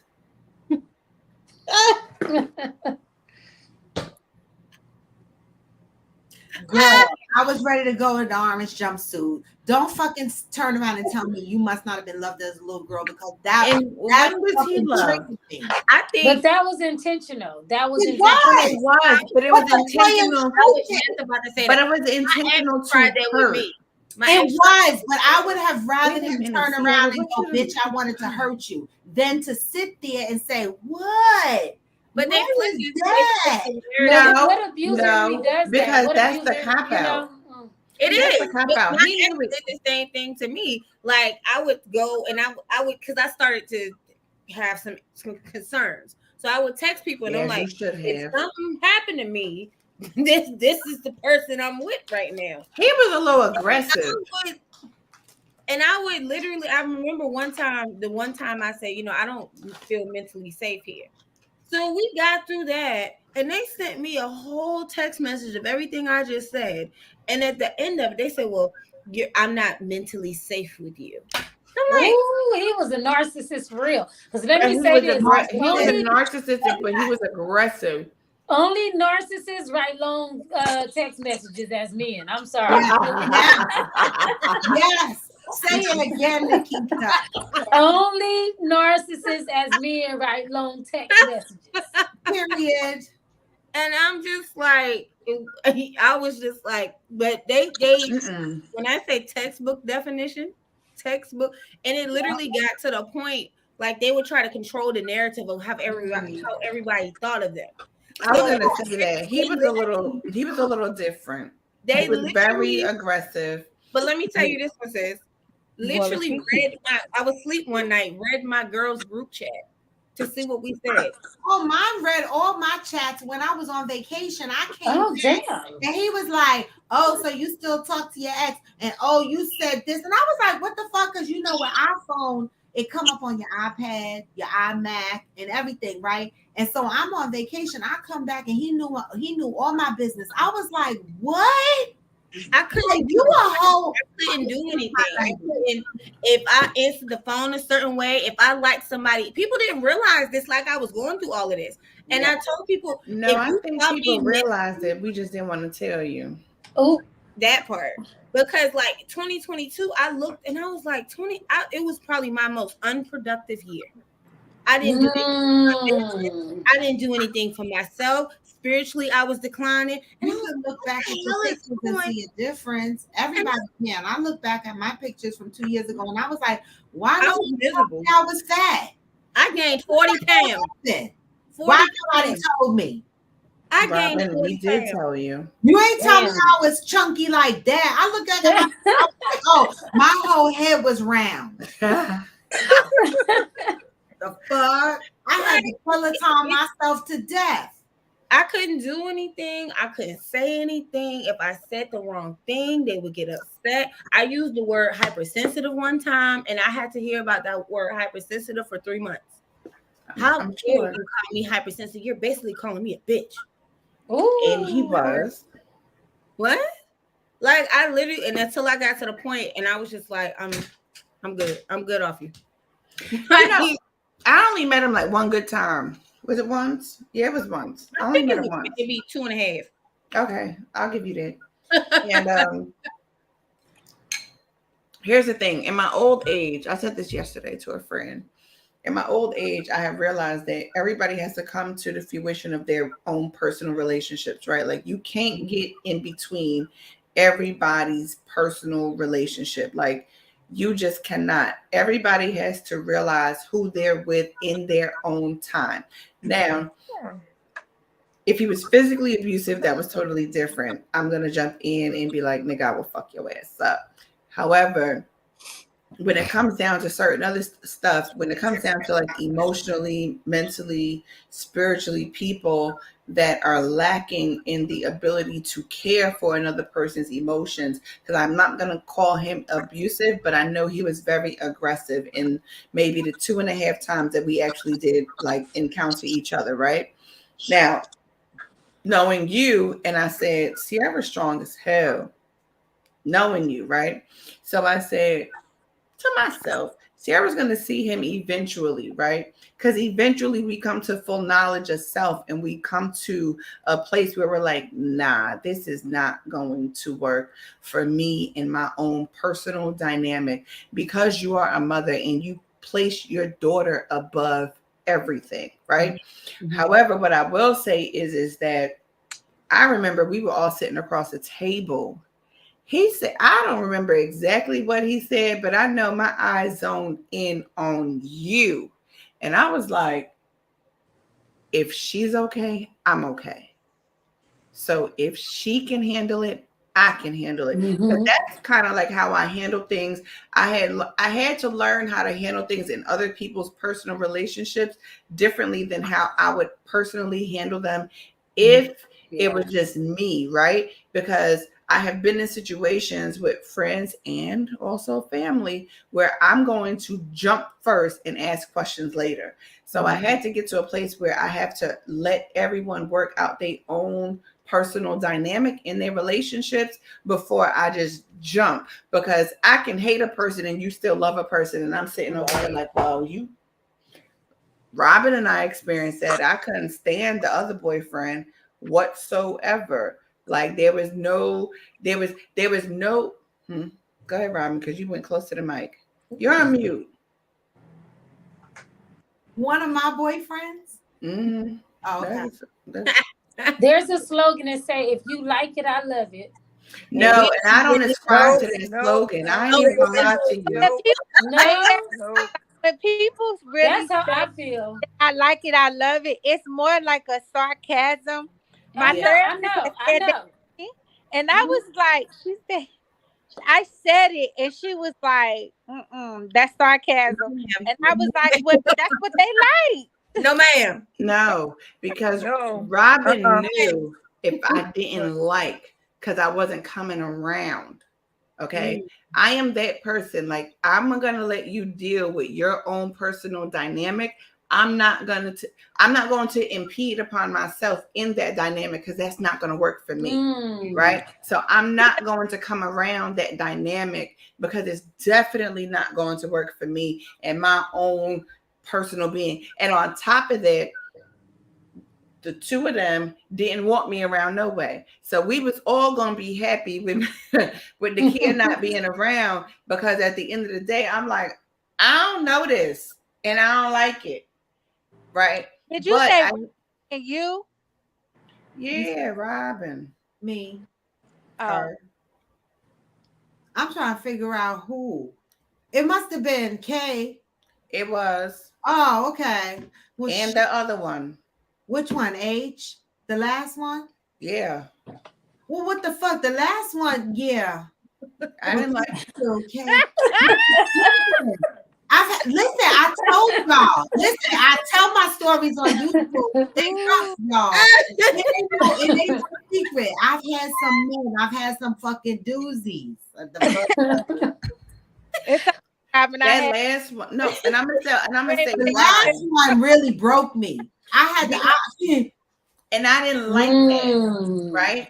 But at the same time, it's like I know her, right? Like I know her, but I also know that there's a boundary, right? There's a boundary in which you can cross with people. So the way how I handle all of my friends, including family, is I'm just gonna be there for whatever happens, right? She ended up in the hospital. I was living in Maryland. I'm gonna drive up.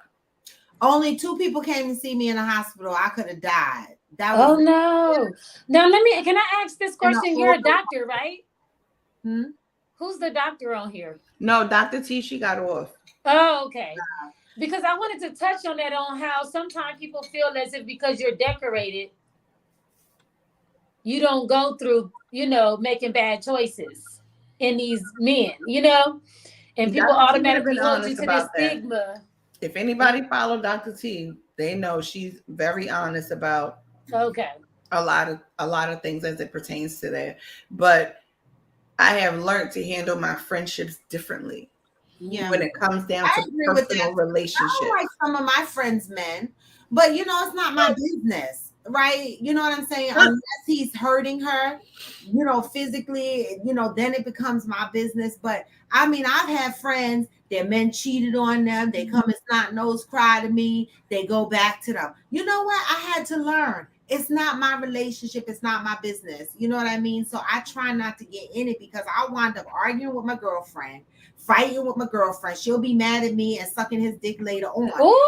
I mean, it is what it is. Life. This is how it is. I have been there. I've taken K back 50 million times. Right. You know what I'm saying? So I've been there, but that is our unhealed version. This is the things, this is what I talk about all the time. We are a product of the love that we experienced growing up, the things that we have seen growing up. You know what I'm saying? What we were taught. I saw a meme circulating around that said, if we taught our girls how to put boundaries in place, more importantly than being polite, then a lot of women would have their boundaries in place. My boundaries were movable, right? I put them in place. The motherfuckers was doing this. Right? I want to comment on that, what you just stated.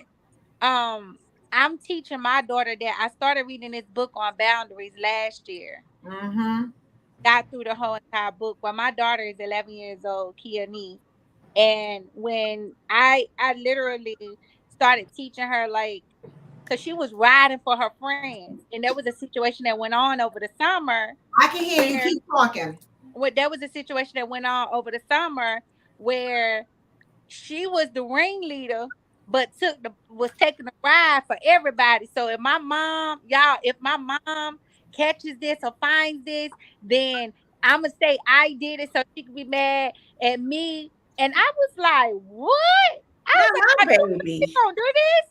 And so when I got on the phone with the mama, got on the phone with everybody that was involved with this email.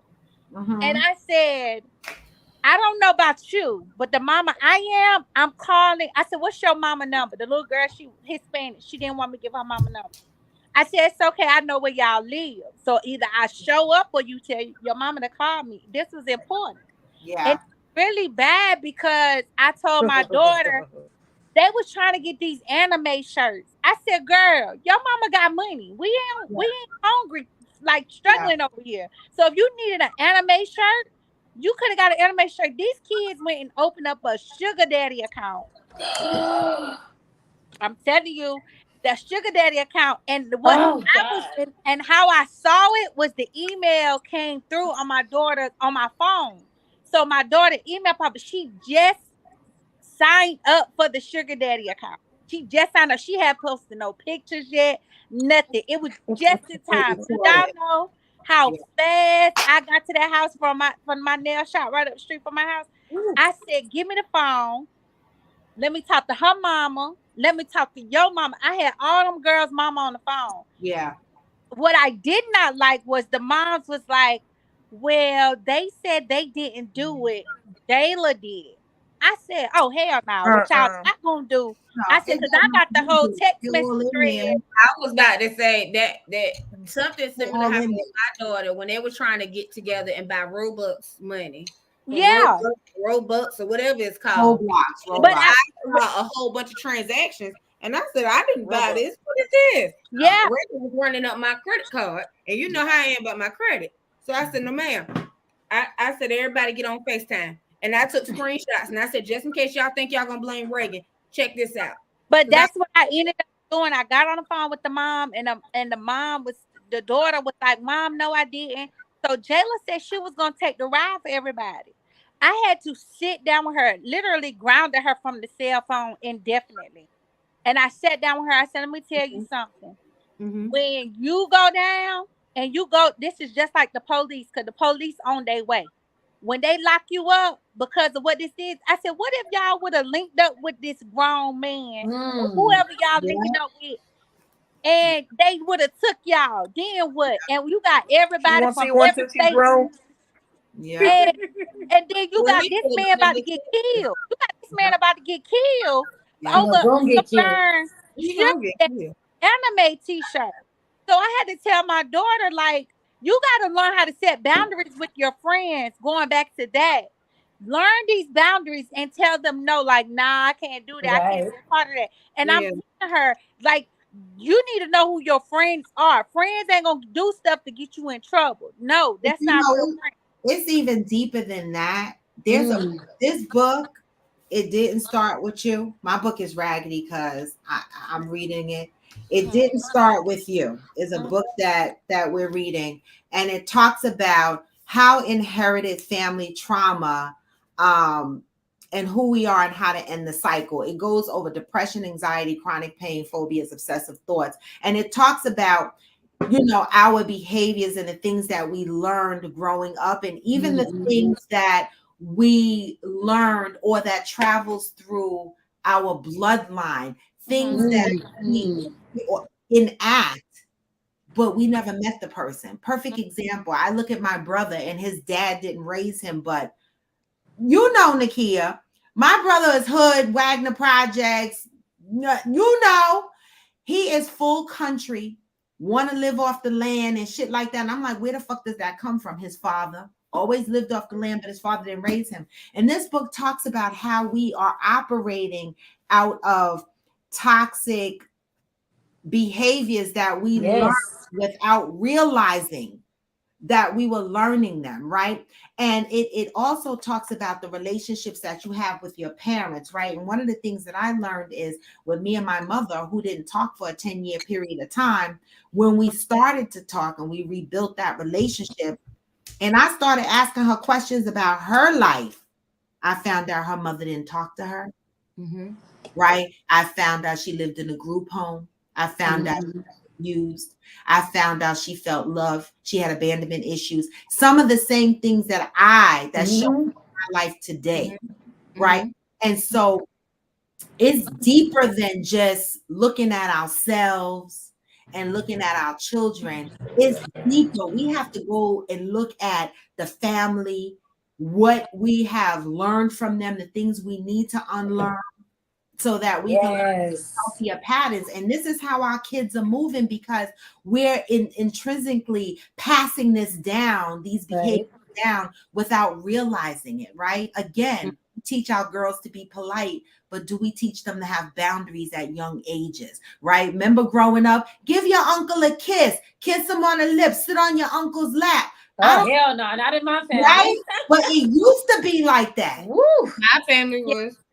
But it was just like, I hear exactly what you're saying. But even like I stated with my daughter, when we had that conversation, she realized how serious it was. It really opened her eyes to where, like I told her, when somebody get ready to go to jail and the judge sentenced them, you and your friends ain't being sentenced together. Y'all Right. whether it's concurrent and the consecutive. And I said, you either way it go, you don't want no concurrent or consecutive time that's being given to you. I said, you're gonna have to have that time being served regardless of the fact. I said, and that's gonna follow you for the rest of your life. I said, so you really have to make better choices when it comes down to when y'all trying to get these anime t-shirts where all you had to do was just ask your mother. That's all you had to do. Right. You just Right. ask. So, You know. I just really had to just tell my daughter, like, talk to her. And I had those conversations with her because those conversations weren't had with me. And that's why Right.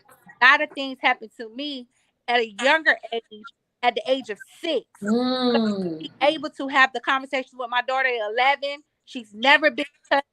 She's never like I literally am proud of myself as a mother because she has not had to experience sexual abuse. However, she has experienced the emotional traumas that I, based off my choices, have taken her through. So it's like it's a trial and error process. But I know You when said we talk about something. You said something key that I want to go back to, Victoria. You said she didn't have to experience the sexual abuse.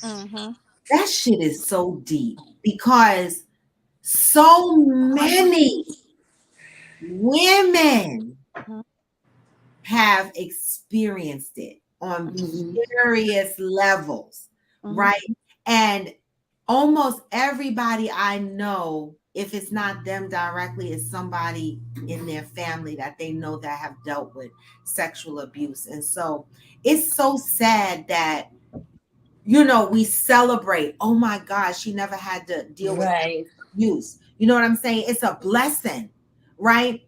But that just goes to tell you, the fuck, we need healing. Right. But can I say this to what you've been talking about, you know, the bloodline? Yeah. And realizing that our parents, and not only our parents, but our grandparents and then their parents, you know, went through.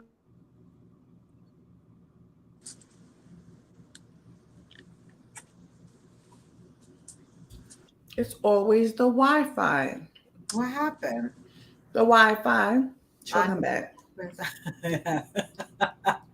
She'll come back. It's the Wi-Fi. Yeah.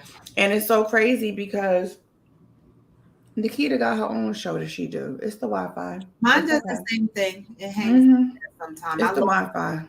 Yesterday in the middle of my show. For real? It's the Wi-Fi. But Victoria, that was when deep. you were talking, and that's a blessing that she didn't have to experience that. Yeah, I mean, and I have real candid conversation with my daughter. Yeah. I have truthful conversations. I literally am an open book. I don't hide anything from my daughter, and that's because it helps her understand. Listen, you ain't got to deal with that kind of stuff. You don't have to. You don't even have to even go through the stuff that I went through. I already went through it for you. Yeah. So you know, I told her, I said, some things I'm not gonna be able to protect you from. I'm not gonna always be there, but you can honestly say, like, my mom did tell me this, or my mom did share this with me. And her friends, they laugh at me all the time, but I be real with them. I be like, you're doing the right thing. you know, and I noticed that some of her friends, they mom are so caught up in pleasing the husband and making sure the husband is good and make sure I just like no, because when you overlook your child, that's the moment where the enemy dives in and sift your child is weak. And I'm really big on making sure that my daughter, or even when her friends are over, like I have conversation with them because in elementary, they started having sex education classes at 3rd grade now because kids are literally exposed to so much stuff in the world now. So it's like if I rather to have those explicit conversations with my daughter at home before I let a school try to teach my daughter something different, you know. So I think it's just important, and I'm thankful that she has not experienced that. I did from the age of 6 to 14. So I just know with her, she's dealt with emotional traumas from my marriage and, you know, a previous relationship that I was in. She dealt with that, you know, physical abuse. But as far as and verbal abuse, but as far as sexual, no, and like I said, and I told her, and I apologized to my daughter. It didn't matter her age, but I apologized to her because a lot of the decisions and choices that I made, I didn't consider her because she was 5. And I'm like, well, whatever, it doesn't matter because of my decision. You're going to go with me regardless because I'm your mother. But a lot of the decisions that I made, I did not consider her and how it will make her emotional health. That's what I'm trying to say. Or how it would affect her later on. And so it's like now she's very leery with church. She's very leery. Like she loves her Aunt Nakia. She was like, Mommy, did Aunt Nakia come off for the Muzzle off? And whenever she gets a chance to hear Aunt Nakia, she's excited because Nakia doesn't know how important Muzzle off is. Even though my daughter is 11, it expands her mind on certain topics that Kia has. And my daughter, she was like, well, Mama, when Aunt Nakia said something very, very powerful, that it really got me really going because now she's more spiritual than she is religious. And that's because we had to break a lot of barriers down. As being an ex-pastor's wife, I had to teach her something totally different and what we were exposed to. And that's what Kia came in and was teaching me. Even when we went and I came to New York and Kia came down on the train. It was like, she told me, she was like, you just going to have to move different and you're going to have to make better decisions when it comes to Jayla. And I was just looking at her like, well, I am. And she was like, no. I really need you to really consider Jayla's feelings from now on. That conversation changed my life to where now I consider her before making my decisions. I talk to her before making my decisions and see how she feels. And I'll be like, listen, don't just go with it because mommy trying to do it. Really listen to what mommy is saying, if you okay with it or not, or I make adjustments. Yes, I'm the parent, but I really feel like as parents, we should really consider our kids. Absolutely. They should have a voice. They should have a voice. You said a handful. Victoria, we have a lot in common. We have a lot. You said a handful, and I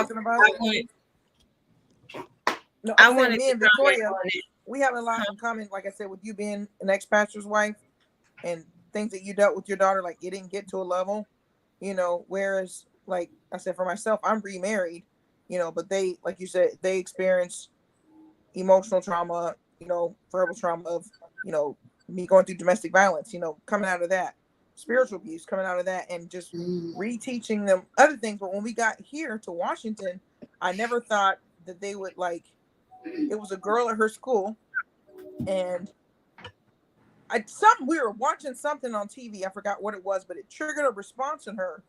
And she told me that something happened at school and I lost it.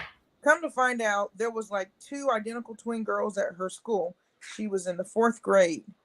And the girl was looking up under the bathroom stall or whatever it was, or something to that effect, predatory alike. And either she had tried to touch her or almost touched her, came close to touching her in the classroom. And I lost it because at the time I was working for, Child Protective Services, and I lost it. I mean, I done called the police, I done made a CPS report, went to the principal who just was in, oh, she doesn't go to that school anymore. That means nothing, and I'm like, I found the parent. Something similar happened, and it's crazy because Victoria, everything she said, I literally dealt with, and it's just like I had. But prior to my last relationship, I was in a terrible marriage, terrible. And I thought because my daughter was 3, because my daughter's 11 too, she right here. And I thought because she was 3 that it wasn't going to affect her, witnessing me being emotionally abused, witnessing me being married to an alcoholic, witnessing all of that. And she actually had something, Lynette, happen to her. And I'm thinking the whole time, because I had a situation at 14 and at 15 and all throughout my childhood, I went through that. I'm thinking I got to protect my daughter against men. And so ladies, I had to protect my daughter against her own friends. Her own friends violated her. And I'm over here in the police station. They like, well, at the time the little girl was 10. Well, she only 10. What you want to happen? I said the same thing that you would do if an adult did that to her. That's what I want to happen, because she has to learn that that's not okay for you to put your hands where they don't belong on my child. But I had to stop and peel back for a second, because I remember when I went through the situation and my mom said to me, well, what did you do? So I had to remember to peel back the layers. And I said, it wasn't Reagan's fault, because Reagan didn't ask for that. I had to really be emotionally available for her. And that included making better decisions in my relationships and saying, you know what, I'm not going to date you, because not only are you not good for me, but you're definitely not good for her. Right. That's good. That's real good. And that's one of the biggest reasons I'm single right now, because my daughter deserves to see and hear stability. Right. Correct. Not just for her, but because these kids are not stupid. They're not stupid. Not at all. Yeah, I got teenagers, 17, 15, and 11. She's 15 and now. I believe with Robin hit it on the head when she was talking about the boundaries. And I knew for a fact, like, tonight was necessary, because as women, we will prevent. And Nakia, I didn't understand this about Nakia. I'm now learning her, because her mind is very different and is very unique. But I understand what she stands when it comes down to setting boundaries. Where I finally got the book to know how to set boundaries in a nice way, instead of like being rude. I can set a boundary and be okay with it and say, okay, you can feel however you want to feel, but this is my boundary, right? And so now I laugh, because I laugh now when somebody comes into my life where I have that boundary and I say, no, I don't want to have a conversation with you, or no, I don't feel like talking today. It's like, it's a freedom for me, because I've always been at my past life, I've always have been the person where I was yes to this, wanted to fit in, wanted to always be available. And the kids like to I call her the people pleaser. Well, Victoria, I said, well, what if you wanted to be you wanted to rumble? I went from being a very non-confrontational person to like, I'm gonna dig in, we're gonna get the thick of it. Oh, I'm that now. I found the mom. I found the mom of the daughter, but she was molested by her uncle. Found out he went to prison, and then I found out the mom was protecting the boyfriend. It went deep. It's crazy. Ain't it crazy when you peel the layers back? Because the person who did it, the little girl who did it to my daughter, was living with her grandmother because she got taken away from her parents because they were abusing. So I'm just like, y'all, this cycle stops here. It didn't start with you. I'm telling you, it travels. Can I find her today? Can I do that? Can I do my super sleuth thing? Because I found her through pictures from what she sent home. I want to have a confrontation, a physical confrontation with the mom, because they was in so denial on Messenger. I'm like, this is what happened. You know what's crazy? But you know what's crazy? It got so bad. She used to live in my neighborhood. She got so bad, she sold her house. Because I said, you won't have peace. You will not have peace until let me say this about our culture really quick. It's so, and that's what I was saying before my phone went all crazy, is that we have to realize, our mothers and our grandmothers and their mothers, they were always told to shut up. Don't talk about what's going on in this house. So they were always, because they thought that was a sense of protecting. You know what I'm saying? And not giving it an excuse for people to feel as if when they deny that it's protecting. I'm not saying that that's an excuse, but going back to generational. Sometime when you haven't just stepped in the truth, like it sounds like you all have, you'll continue to make excuses for bad behavior because you think that it's protecting them. And that's how our people was raised. It's unfortunate, but that's really how our people was raised, And then let me say something else too, to the fact of protecting our daughters. I have a 25-year-old, 16, and a 12-year-old. Now, when it comes to my 12-year-old, my 16-year-old has Down syndrome. My 25-year-old is gone. My 12-year-old, I am so big on being the example, like with my actions and everything, not only with my words. It's like, I want you to see me respecting myself. I want you to see if you hear me on the phone saying that a man disrespecting me or anything, I want you to see how I handle that. I don't want to only tell you, because that's another way that I'm sure we all grew up, is they'll tell us one thing but do another. Yeah. Yep. You know, so Yeah. they'll set boundaries for us, but wouldn't set boundaries for themselves. Mm-hmm. Yeah, well, my daughter done seen me go left on a nigga quick, and she know I don't play. And she know how to come. That's why now, like with to answer Lynette question, she was like, "Well, how are you now?" Oh, baby, I gets in the ring, baby, gloves off. It ain't no, and I got a a boxing match with my mouth than I actually have to do with my hands, and you gonna feel every corner, every bit of me. But when I was in my marriage, I was very submissive. I was very quiet. I didn't do a whole lot. I what I needed to say was behind the scenes. Nobody really didn't hear much of me. I was always somebody that you never saw. You saw me, but you didn't never hear me. But over those times and period, I was able to speak up and really talk. And I really was able to help set a lot of men and women free just from my story from 3 years ago. And So I yeah. love that. I mean, the one thing that I see a lot of people that I know, right, that have kids. I know a good few of people that are in marriages where they haven't had sex with their significant other for years. They're miserable, but they stay for the kids, right? And then they look at me and they shake their head at me again. I said my mouth is vulgar, right? And I'll be like, fuck them kids. But I don't mean kids, right? That's not what I mean. But fuck them kids, right? Because Hold on now. I mean, I know I was a single mother. I fucked them kids. I'm leaving you with this kid. Yes. Because one of the the kids. again, what we don't realize what we are doing is we are showing our children what love looks like, right? So if love in your house looks toxic, that becomes a norm to your child growing up, right? And so what's toxic to you becomes somebody else's norm, right? So we're not teaching our children in that particular situation how to love, right? I hear men say, "Oh, I sleep in the basement. She sleep upstairs. We barely talk to each other." But this is the example that you are showing your children, so that when your little girls grow up, they wind up staying with men that are abusive or mistreat them because they just deal with it because that's what they saw. Or these little boys will grow up and you'll find them saying the same thing. "Well, I don't love her." You ever met a guy that talks so bad about his significant other, right? "Oh, I don't really love her. I'm just there because of the kids, or I'm just there because of this, or I'm just there because of that." Homosexuals.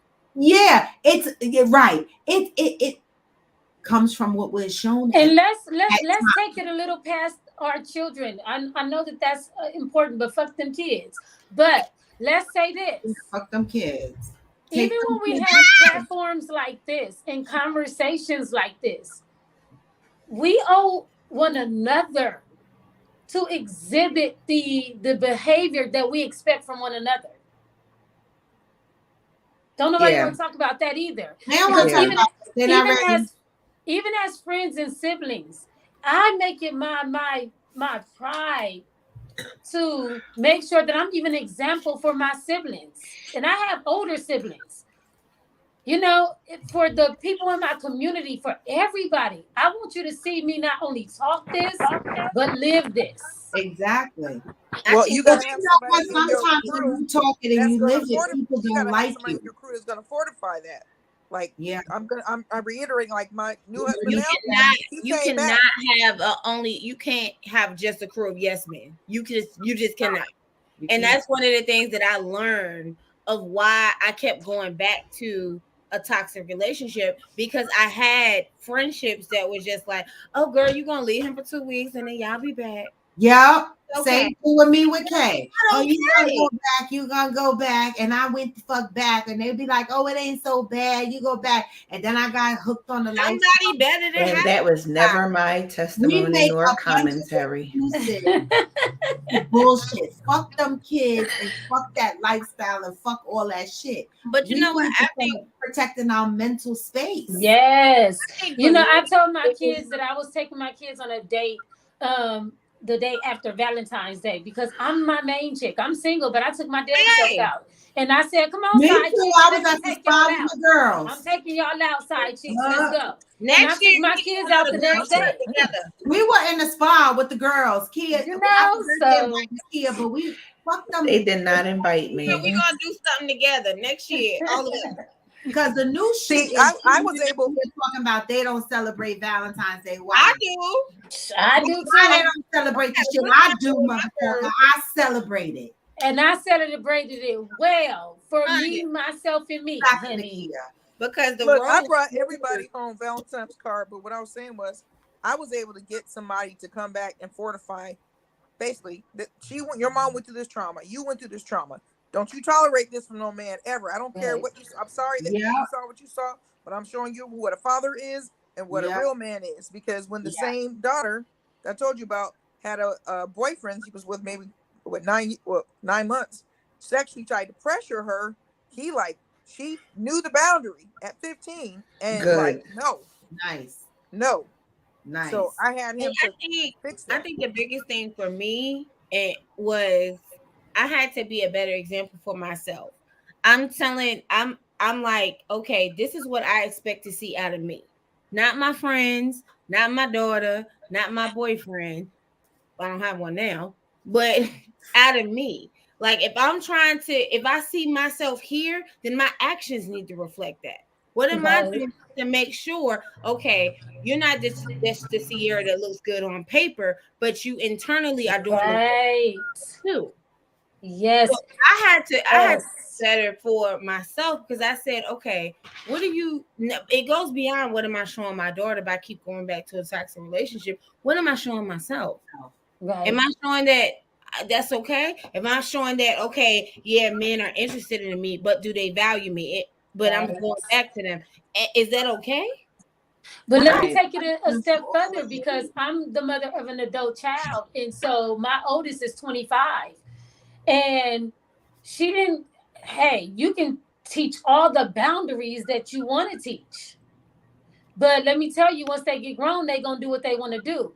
But I was able to stand flat footed and say, I was an example.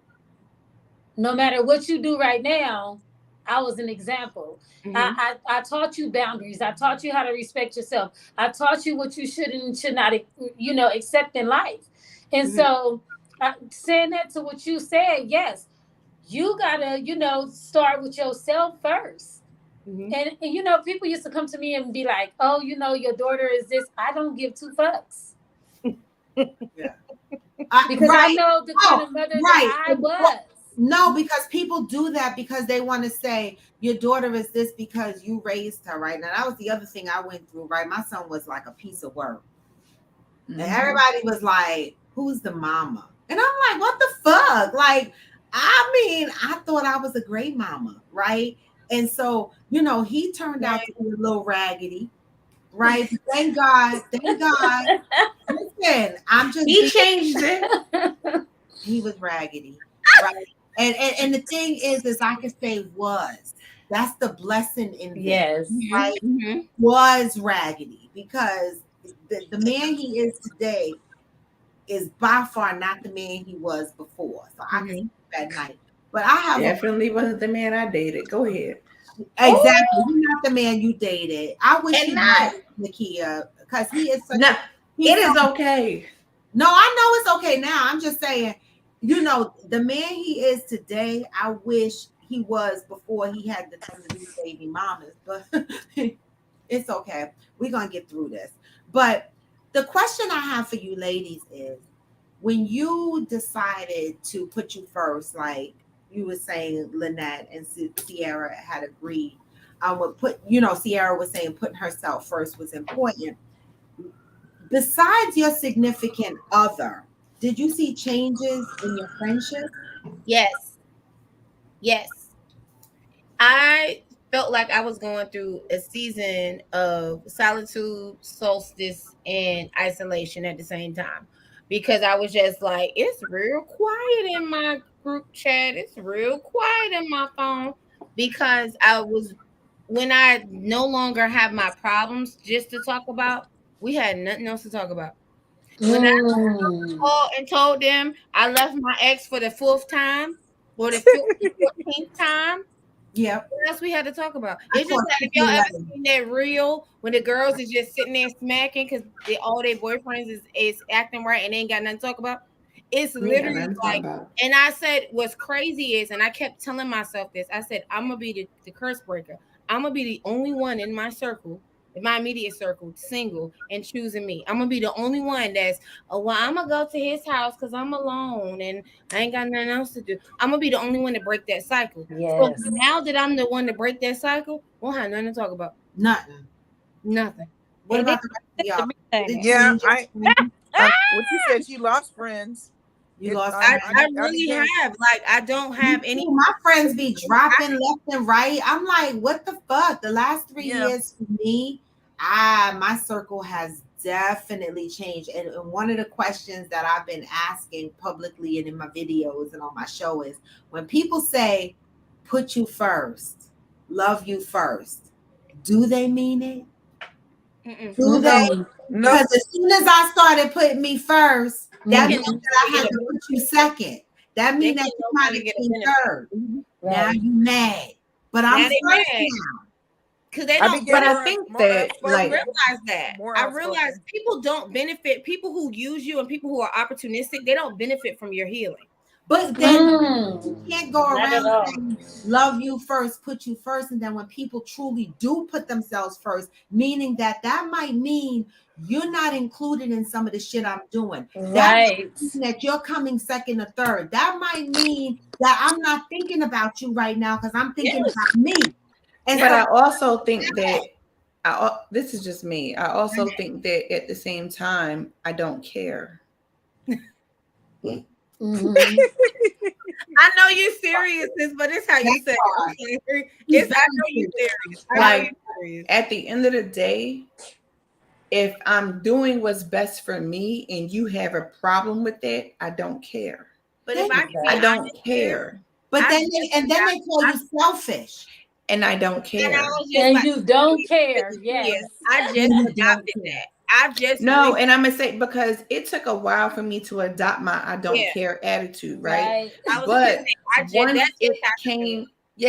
it came into fruition, I don't care. Like, I'm at the grieving right now. I'm not at the I don't care yet. I'm grieving because it's new, because people don't talk about that part, right? Yes, it's a process. People talk about, oh, I don't give a fuck, let them walk out my life. But there's a grieving process. It is. Even for loss. And I'll tell it to you, like you said, if they're a real friend, hey, I miss our friendship. And then I think sometimes Omar, he'll hear me talk about it. He said, why are you embarrassing yourself? So it's like, not that I say I suck it up. It's like, okay, I'm being more outspoken, and now I don't get no text. So like, no, I'm not doing it either. I am not. I don't like how you treat me. So I'm I am not telling a person that I'm not telling a person I miss our friendship. I am absolutely. No, I'm not doing that. I am a Capricorn through and through. I shall not, will not, cannot, won't not. All things that am not. Because it's unhealthy. I'm not gonna lie. My best friend, I literally, we've been so close for so long of a period of time, and I've learned that there has to be a conversation that we didn't have, but we ended up having. I ended up having the conversation with her. But the thing was, we realized we both still needed each other to be there for each other. And being that we're both single moms, but it was just a slight misunderstanding. I was the bigger person in Carter and was like, hey, I miss you being my friend. Like, I really miss talking to you. And it was like, I had to really understand her stance as my friend and say, okay, what is it for you to feel like how you're feeling? Because every time I ask you, are you okay? You always say, yeah, I'm good. And then you ask me as a friend, like, what's going on? Then I'm going to tell you what's going on. You know what I'm saying? But if you come back and say, well, every time I talk to you, you always tell me what's going on in your life. But I ask you what be going on in yours, right? And so we just stopped talking over something so small where it could have been fixed. So I'm gonna be very honest. Look at there she go. I am not the fixer. I'm like Nakia. No. Yeah. I mean, I get to the point of I don't care, but for me, I hate, and these are all the things that you work through when you're in your healing, right? Robin is on it. Right. I hate to let people go. Right. If I care about you and I love you, like Nakia is my son's ex-girlfriend, but me and her, our relationship is not based on that, right? Anymore. We've developed our own relationship, right? And I might not see her for months or years or whatever the case may be, but we don't have those issues where, we fall out like that and just don't speak. But in the last 3 years, when I was going through my healing and still am going through my healing journey, We all are. People I notice fall off, right? And it's always the same similar thing with me. So this is probably something I need to put in my book for healing. Probably. Always, you don't make time for me. You don't call me anymore. You don't take me out with you. It's always that. And I'm like, oh my God, I'm fucking tired. Why I got to take you out? Why do you have to feel that way? No, why do you feel the need to emotionally dump on me when at the end of the day, if you want to do something, you can just ask? See, this is where I'm at in my healing process. This is where the key is at. I get it. Because and I had to get here because I literally had a person dump all of their emotions on me and I blocked them. Mm-hmm. And part of the reason why they got blocked was because I said, you clearly are not on the same path that I'm on. We are not on the same wavelength. Something that Meek Mill said, this ain't where we at. He didn't use those terminologies, but this is what I'm saying. It's levels to this shit. Right. So at the end of the day, if you're not traveling with me and for some odd reason where I'm at today is not where you at and you're constantly trying to bring me into a negative space, no, I am blocking you. Number one, I deal with PTSD. I deal with anxiety and I deal with depression every single day of my life. If you think I am going to allow a person to bring that on my life after I already have to deal with it on a daily, I don't sleep on a daily basis. I was tired as hell this morning when I got up. Why?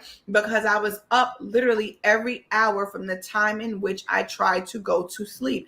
11, I was up at 12, then I was up at 1, then I was up at 2, then I was up at 3, then I was up at 4, then I gotta get up at 4:30 because I have to go to the gym. So if you think I have the time to deal with you and all of what you're trying to dump at the same time, that I am exhausted because I cannot sleep. I have my own to deal with outside of what you're trying to dump upon me. I'm not dealing with that stuff. So if you're upset because I don't invite you out, then invite yourself out. You know exactly where I'm at. You know exactly where I'm going to be at. You know exactly what I am doing because I'm very vocal about what I am doing. So at the end of the day, if you choose to not do that, shut the up and leave me the alone because I'm not there.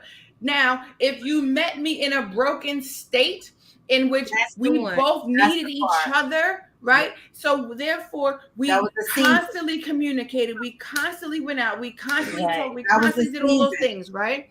Mm-hmm. There's a season for brokenness and there's also a season for healing. If I am in my healing season, leave me the out of your brokenness right now because I am healing. I am traveling. Now, I can then choose to be there for you as you, but if you choose to stay broken and in your broken season, and I'm like, girl, come on, we gotta go do this. We gotta go. Yo, I'm not doing it. I'm not traveling backwards with nobody. Therefore, everything that you just said, Kia, no lie, like I had to go through that season last year. And once I went through that season last year, it done traveled over into this year. I've been the most peaceful as I possibly can. Listen, I love it was it. like, the crazy part was I was so quiet. Relationships away quickly.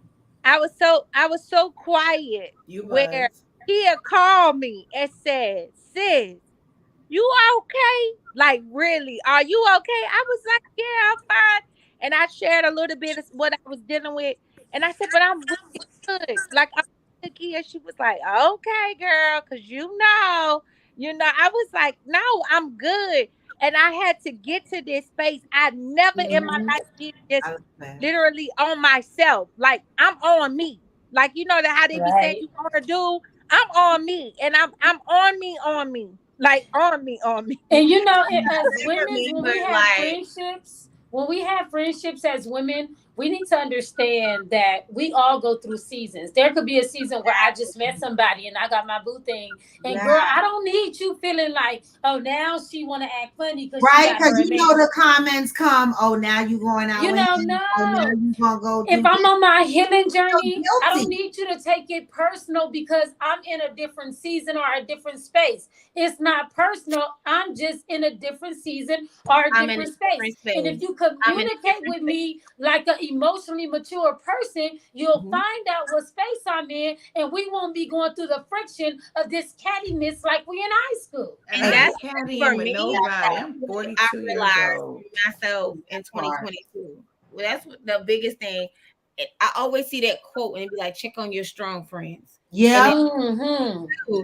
I recognize I was the strong friend. I was the one, hey sis, you all right? Hey, Yeah. you Me good? too. You need I don't do that anything? shit no And more. I started to backpedal because I said, who checking on me? I don't do that But shit let no me say this, Who sometimes doing people this? don't check on you the same way you check on them. And that's another thing. Sometimes we got to understand just because I give you $1 don't mean you're going to give me $1 back. Maybe I'll babysit your kids. Maybe I'll send you a text. You may call me, I'm going to send you a text. Sometimes we're looking for reciprocation in an identical way. And sis, I get what you're saying. We want to be checked on, but sometimes it's just not going to show up the way we put it out into the I got it, universe. sis. But And if I I feel like I got that It part, makes you feel salty. I do got that part. But if I I'm giving understand more it, than but I'm human.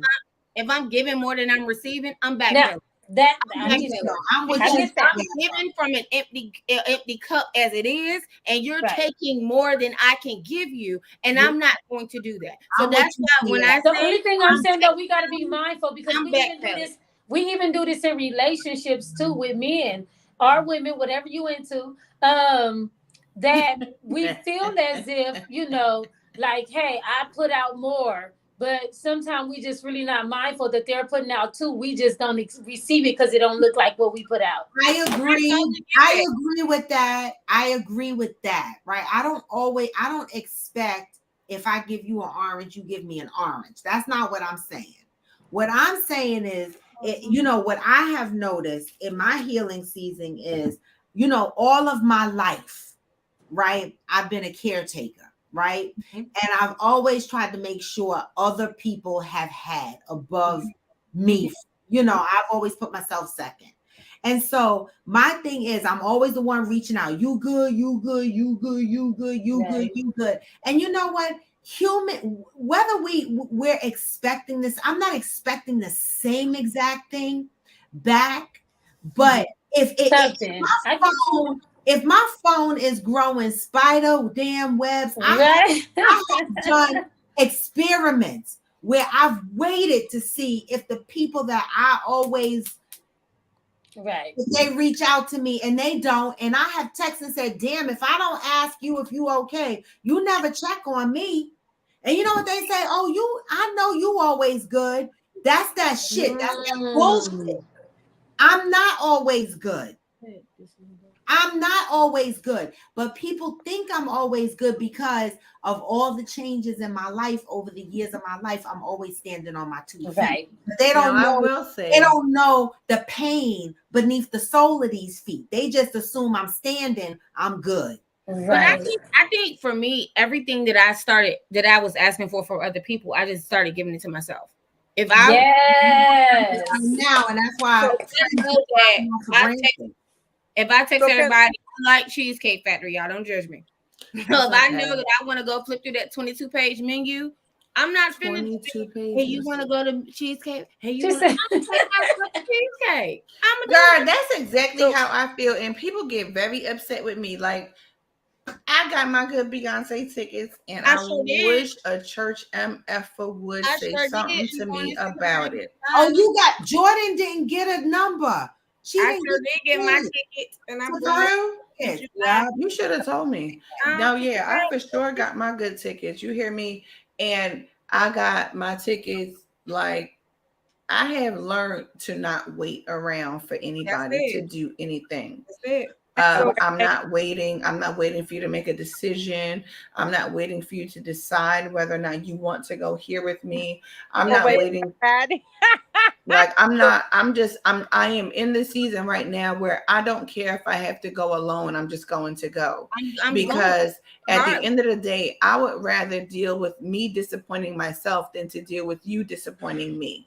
Like, that's where I'm at right now. Like, at the end of the day, people can make promises until kingdom come. Yes. And what people do not realize is that everybody has a certain level of trauma and everybody has a certain level of triggers. Now, it is not for you to manage my triggers, but it's for me to recognize my triggers and be able to deal with them. So if I know that I have a trigger that is called disappointment, I am not going to allow anyone to disappoint me, because I am going to ensure that Nakia is okay with whatever Nakia wants to do. Whether that means Nakia wants to go to the Usher concert and I literally fly out to Las Vegas and do it for myself, I'm going to do it. Whatever it is that I truly want to do for because what I realize is that I can be very vocal with what I want to do and it falls on deaf ears to where I don't do nothing. Then I literally will watch and see the person do everything with other people outside of doing it with me. Right now, if I was truly an insecure person, that would literally make me feel some type of way. But because I personally don't care, because I realize if a person chooses not to do something with you, but they choose to do it with another person, that's because that's what they want to do. That's where they want to be. So therefore, I want you to be where you want to be, but understand, not for one good second will I sit here and suffer because you chose someone else over me. I will not view myself as one of the questions that I did have on my good list was, how do you view yourself? Right? Because I will never view myself less than who I actually am, because you decided to do something that I personally really wanted to do and brought to you, and you went and did it with someone else. I refuse. All I'm going to say is that's exactly who you chose to do it with, and you could have did it better, but you chose not to have better. You chose to have mediocre. Deal with that mediocre ass, whatever. And because I'm going to do it better, watch me do what I'm going to do, and I'm going to do it 10 times better than you would have ever thought. That's how I move. Like, in this season in my life, like, I'm just like, you know what? I'm okay with being okay. And I'm also okay with being not okay. So if I'm not okay, then therefore anything that I'm not okay with, I am going to strive to make even the better. So I don't care about none of that. I think that, you know, years ago I started saying I don't care, and at that point I really did care, and I didn't at the same time, but I did. Now I'm truly in a season right now where I really don't care.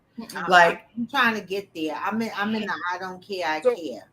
You can't move me. Like, and part of the reason is, and that's not to say that I don't have desires, it's not to say I don't have wants or anything, but it's to say that, you know what? You can't get it there. I'm okay with that, because I'm going to get it there regardless, with or without you.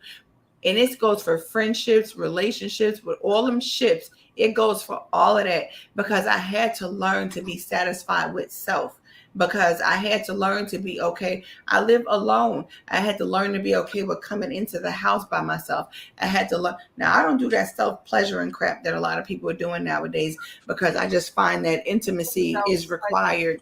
And there comes a certain point in time where you absolutely do need another person to partake in the intimacy process, and intimacy, not just sex. I mean, true intimacy. Like, I'm not buying no rose, although I did buy one, but I threw the shit in the garbage. I'm being very honest. God. Yeah, I threw it in the garbage. I love buying I did. myself some flowers, honey. No, I'm talking about that rose toy, not a flower. I'm talking about that other rose. I'm talking about that rose toy that the people kept swearing about and everything. I didn't even like that thing. You don't even. I didn't like it. No, real talk. I personally did not like it. I said, if I want something to do that, then it's gonna be a man and a tongue. Like, I ain't got this type of time for all this extra stuff. Like, I'm not gonna use no mechanical toy in order to try to act like it is a man's tongue. Like, no, we're not doing this. And I threw it right in the garbage, and I was okay with wasting that money. The tongue and the peen on the other end now. I don't want that, because I know, because they had that. So I got the good rose, the one that was supposed to do all things, that's supposed to make you feel real great. And I was like, this is dumb. Like, I don't even understand this. Like, this is dumb. It's like, where your power at? You ain't No. got no power. And I threw it right in the garbage. You tried it too, Nikita? It had no power? No power. Oh. It wasn't the same, because intimacy is very different. Like, and I think that what we're finding, especially now, is that there is a lack of full understanding of true intimacy. Intimacy doesn't have to necessarily involve sex, physical. And it doesn't, but when it does, it's even better. Even better. Like, well, let me ask y'all this. Yeah. Because let me tell you, I'll have that type of intimacy with myself, and I'll go into myself and be really thinking about myself. Okay.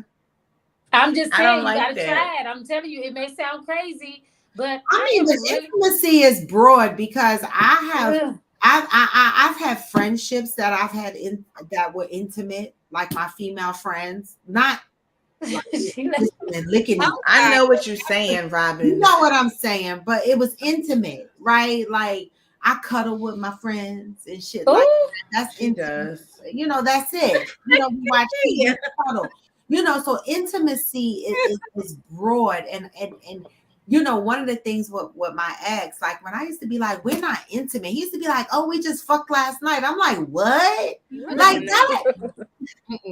I'm like, oh my God. No, because that comes from a lack of understanding of intimacy, because some people really do think that intimacy is all about sex, but I'm like, no, it's about mental, spiritual, emotional, like, connection. Like, I could just be in a room with you and feel you. I was like, E.T., I want to go home too. Shut And you know, when I say intimacy, looking into me, I see. So hello. I don't know if any of you ladies have ever heard of, like, sex magic, you know, and that's where I say into me, I see. Because when I'm reaching my climax, I'm looking within myself of what I want to manifest. And so now I'm manifesting at my climax. Like, if it's, it don't matter what it is. It could be a house, a car, a husband, a man, a child, or whatever. Now, into me, I see what I want, and I'm about to manifest it while I'm climaxing. And so I think intimacy go on a. And I can get with that, but what I'm not going to do is make myself climax. Climax. What? No, I don't like that. Really? That is not for me. And you know, and so many people are like, how can you not? I'm like, because I'm not into that. I am truly one that desires connection of another person. So therefore, if that's your true desire, then yeah, I can self-pleasure, but I'm not going to feel that level. Like, no, I'm not. So no, fingers don't turn me on. None of that stuff. I'm not doing none of that. It's not going to happen. And I'll go for a walk, because that's why I keep saying I'm very single. Like, and also the truth of the matter is that it takes a lot for a person to turn me on. Like, you can look good, but I'm not turned on. Right. Yeah. And I think that a lot of people have trouble with that, to understand that there are different types of people in this world. And I am definitely not turned on by the typical standard of, oh, you just look good and you look like you might hit, and you look, I don't care about that. Can I have a conversation with you outside of what's up? How you doing? How you feeling? Or are you working? I don't give a damn about none of that. There's a lot going on in this world. You could be Putin turned over off. here Don't threatening they open nuclear their mouth? war. He done said he done banned the he done got rid of the nuclear treaty with the goddamn United States of America. I want to talk about stuff like that. Okay. That's where I'm at. Can we really converse on a different level outside of what you're doing? Mm-hmm. Working. What do you mean what I'm doing? It's 10 o'clock in the morning. You mean you want to have an ocean level, sea level relationship, not puddle? Because a lot of people have puddle relationships, meaning surface relationships. You don't, and I don't want that. And you know the other thing that I said, Robin, about breadcrumbing. It goes back to exactly what you're talking about with breadcrumbing. With breadcrumbing, right? In there. And the other thing that I say is, which is something that I'm learning in this season, right, is you do not know the depth of your relationship until you've had your first argument. I say that because I'm talking with friends, I'm talking with significant or prospects. I can't say significant others, but prospects that you might be dating. Like that first argument and how you recover from that argument. Like I realize that people that have been in my life, if I have a disagreement with you and you completely throw the whole relationship away because of a disagreement, because the conversation was hard, right? That's how you know the true depth of your relationship, right? And when I look across my life, it's so crazy because I literally have 4 friends that I don't give a fuck what we fight about. we could almost cut each other, and they not going nowhere. Mm-hmm. Right? But then friends that I thought were really ride or die, you have one disagreement with them, and they ghost. My 13-year, I had a 13-year friendship that ended because I did not give her a discount in my business. What? You see what I'm saying? And I did not notarize documents for her that would have been a legal transaction. You see? Throw away a whole relationship. 13 years. Because it was never there. It was never deep. And sometimes it's not even that it wasn't never there. For me, I could say that I went through something like that recently. And we was knocking since we were kids. When I say we were sisters, you know. But it was a lot of stuff prior to the actual fallout. It was the little undercutting things. It was the subliminal messages. It was the daggers. It was seeds being sown up until the explosion to say, I wash my hands. Okay, see, that's different. Yeah. You know, and things that were not addressed. And so let me say this. Yeah. When things are not addressed because we don't feel comfortable or because we don't have the conversation, and not only in friendships, in relationships as well. There was a post that I just put up on my platform where, and I'm sorry to take the conversation left, but the woman went on a trip with a man. He had paid for the trip. She told him, I don't do Spirit, I only do Delta. He paid for her flight. Got her there. She said, I don't eat regular. I only eat steak and crab and all this and that and the third. And they was there for, I guess, over the weekend. She didn't even want to be touched by this man. And so he ended up going off saying she don't want to be touched. She don't want to. He wasn't even tripping about the sex. He's like, I can't even cuddle. We can't even really Netflix and chill, basically. And so my issue was that was her fault because she didn't have the conversation. And so we're so good at not having the hard conversations, whether it be in friendship or relationship. Yeah. You know, and we tap dance around it, and we think people are supposed to be able to read our minds. Yeah. I think it's because we have, and I commented on your commentary with that, I think it's on both ends. We have an issue with transparency. He should have been transparent, and so should she have been transparent. At the end of the day, if he expected something due to payment, then he should have stated that I truly desire a prostitute because I expect something due to the amount of payment that I am making.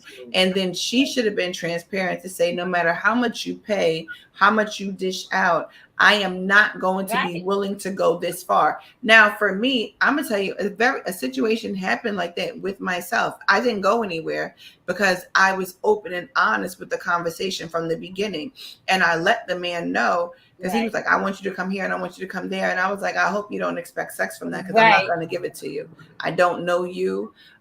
We've never been on a date, and you're telling me you want me to come here, there, and everywhere. I'm not going to do that with that. Oh, well, if I'm doing all this, then yeah, you're expected. I said, well, that's not going to happen. Number one, you creep me out anyway by you even stating that. No, because I had to be very honest with him to let him know, like, you creep me out by even stating that, because number one, we don't even live in the same state. We're not too far away, because he was in Maryland.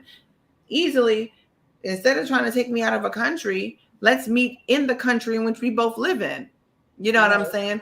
And I felt some type of way about that. So I dealt with it accordingly, because I'm going to be open. I'm going to be honest. I'm going to be real. And I'm going to be transparent with exactly what I am and what I am not going to do. First of all, I'm a person that is very deep on connection. So therefore, if I don't even feel connected to you, there is no way possible I am going to open my legs to you, period. Right. I'm not doing it. Now, truth of the matter is, have I been raped before? Yes, because I was heavily inebriated, and men have taken advantage of the fact that I was inebriated. Now, ask me if they have ever taken advantage again. Absolutely not. Why? Because in my sober state, I clearly told you I would never deal with you. So the way in which you got me was because I was inebriated, and you knew that. So I deal with things on a different level when it comes to that. And I feel that people need to be, because the dude that did the crap, I told him, I was like, I would never talk to you. I had even told him, I was like, I would never talk to you. I would never be able to, I would never do anything. And he waited until I was heavily intoxicated and said, I want to make sure you get home safe. I want to make sure that you're okay. And then took advantage. That's called rape. Regardless of what anybody ever wants to call it, that is called rape. I don't give a damn what nobody says. That is called rape. Because if a woman in her sober state told you what she would not do, and then you waited until she was in her inebriated state in order to get what you really wanted, that's rape. It is what it is. Okay, we all big. We can handle that shit. But other than that, I have a problem with men that fly women out across countries, out of state, wherever the hell they doing. And then you want to boast about, I spent this and I spent that and she didn't do this. Did you have, before you flew her out, did you have the conversation? But come on now, sis, let's keep it real. I have had many offers, and with me and you have talked. I have about, things on that depth. But I have been invited to so many places. But I knew this is different than what you're talking about in your personal situation. I knew if a man is trying to fly me out, he paying for everything. If a man is like, you just get your bags and come, the fuck do I think he wants? He wants to fuck. Now that's I'm it. not fucking 10. We're not. That's not necessarily true, because I've had men that have invited me out and that's not what they wanted. Every person needs to state what they want. Like every man, I can't view every man the same way. However, what I can say is that I agree. There are things, there are probably signs that happen within the conversation prior to this trip that either she just chose to ignore, or that she said, well, okay, if he's going to take me there, I'm still not going to do X, Y, and Z. And oh well.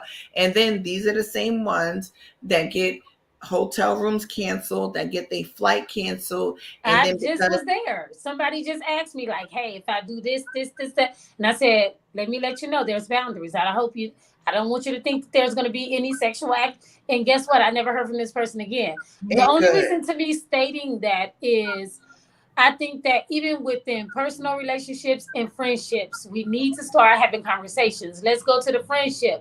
Sis, I don't like when you said what you said to me. But you know what I know? But Nikita, what I have learned in these past 3 years is those conversations are not easy.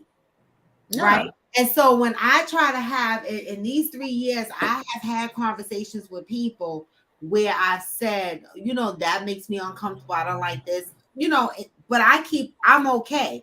When they don't like something I do, they don't know how to have the conversation with me. So right now I'm in a phase of my life like, what the fuck? Like somebody said to me, maybe it's the people you attract. And I'm like, is it something I give off that people feel that they can't come to me and say, you did this and it hurt my feelings, or you did that, or whatever the case may be. Instead, they'll ghost me. And I'm like, what the fuck? Right. I'd be like, wait, what? You trying to ghost me? But now I'm like, fuck that. I'm not gonna call Right. but I care. Right? I'll be sitting here grieving, like, what the fuck did I do? Like, did I do some shit? Like, no, and I'm gonna be honest, right? So, because I have definitely been ghosted, and I'm okay with that. I've been ghosted like 3 times in the last 3 years. And I'm like, what the fuck did I do? And it's not that you did anything, it's just that who you are doesn't work for them. And I had to learn that, to be okay with that, right? Because I have ghosted people too, and it's because who they are doesn't work for me, right? I've never ghosted anyone. But see, we're not talking about whether it worked for you. We're talking about having the conversation that it doesn't work for you. Right. Like, I don't need to like, for me, I'm gonna be honest. I feel like I don't feel like I need to have a conversation that you don't work for me. Like at the end of the day, I'm not talking to you. I'm not engaging. I don't want to engage. I don't feel the need to engage. And I feel like a man has a right to do the very same thing. If I don't work for you, I'm talking about friendships as well as your partnerships, right? I'm talking about all things around. If you feel care about the person, I'm coming from I agree. That and I'm a ghoster. Not to cut you off, sis, but let me say this real quick. Yeah. I'm a ghoster. Not to cut you off, but I'm a ghoster. I ghost motherfuckers. I ghost my own fucking kids. I'm just saying.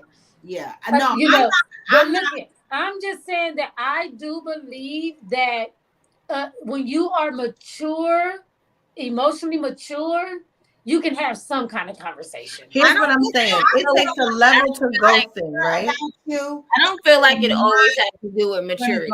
Like I just don't. I feel like you do what you can handle, and I feel like for example, I ghosted, and I'm just talking about a guy.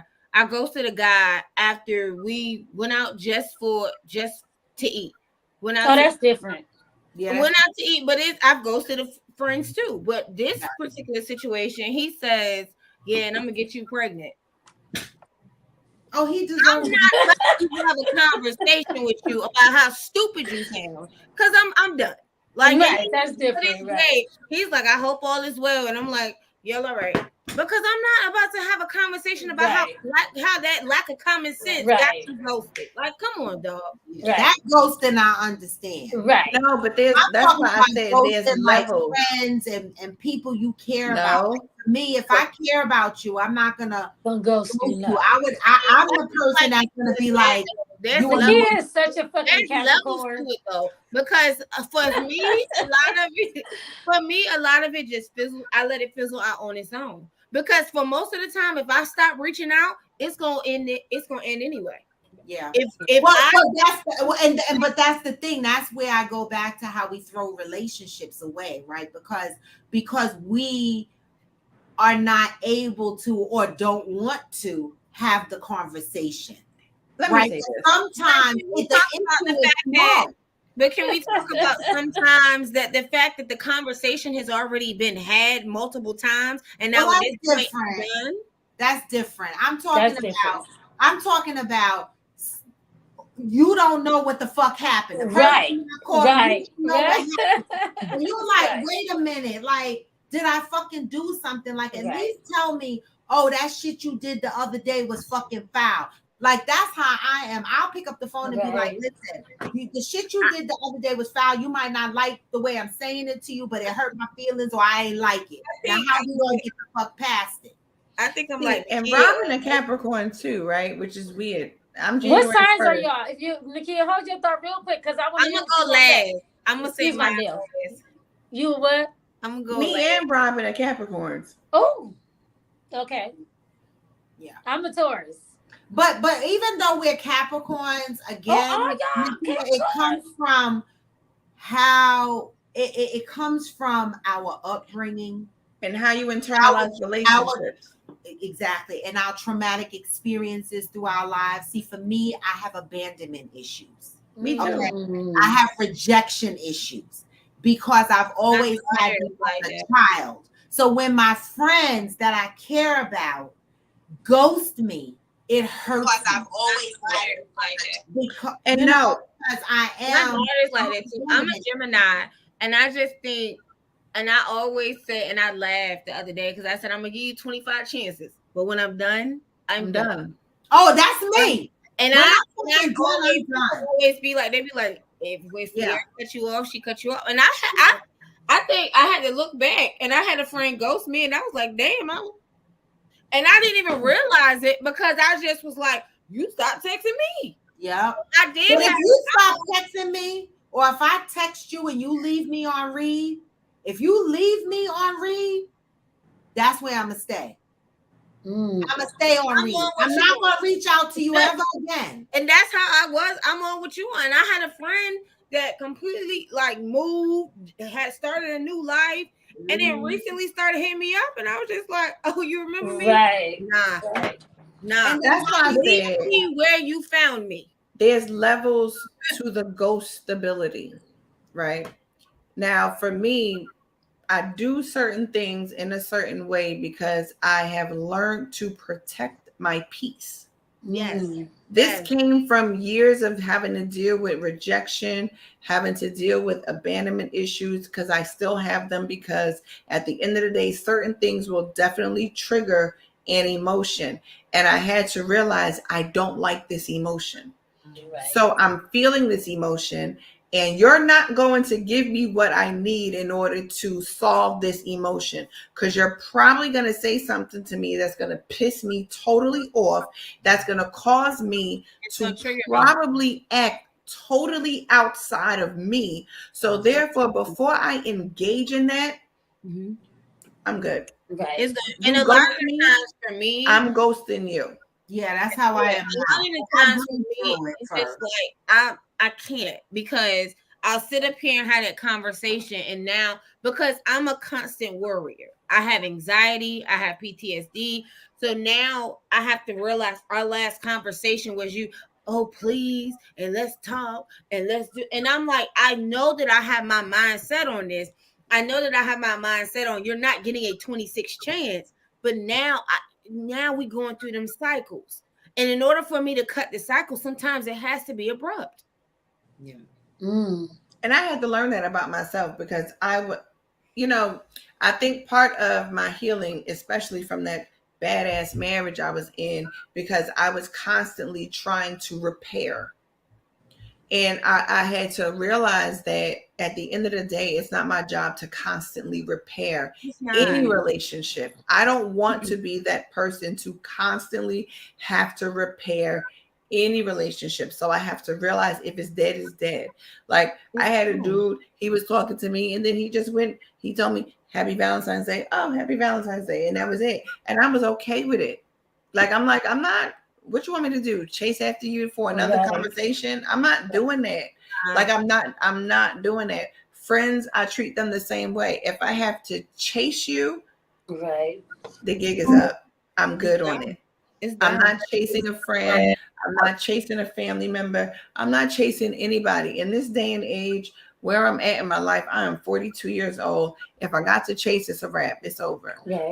And one of the things that I realized even about myself, because people inbox, they DM all day. I am an avid person where I am literally going to check, what is your content like on social media? If your content is not up to par to where my mind frame is at, I am not talking to you. That just happened to me. That just happened. This guy, I don't answer anybody else. Literally, he was trying to talk to me. He was like, "Where you from?"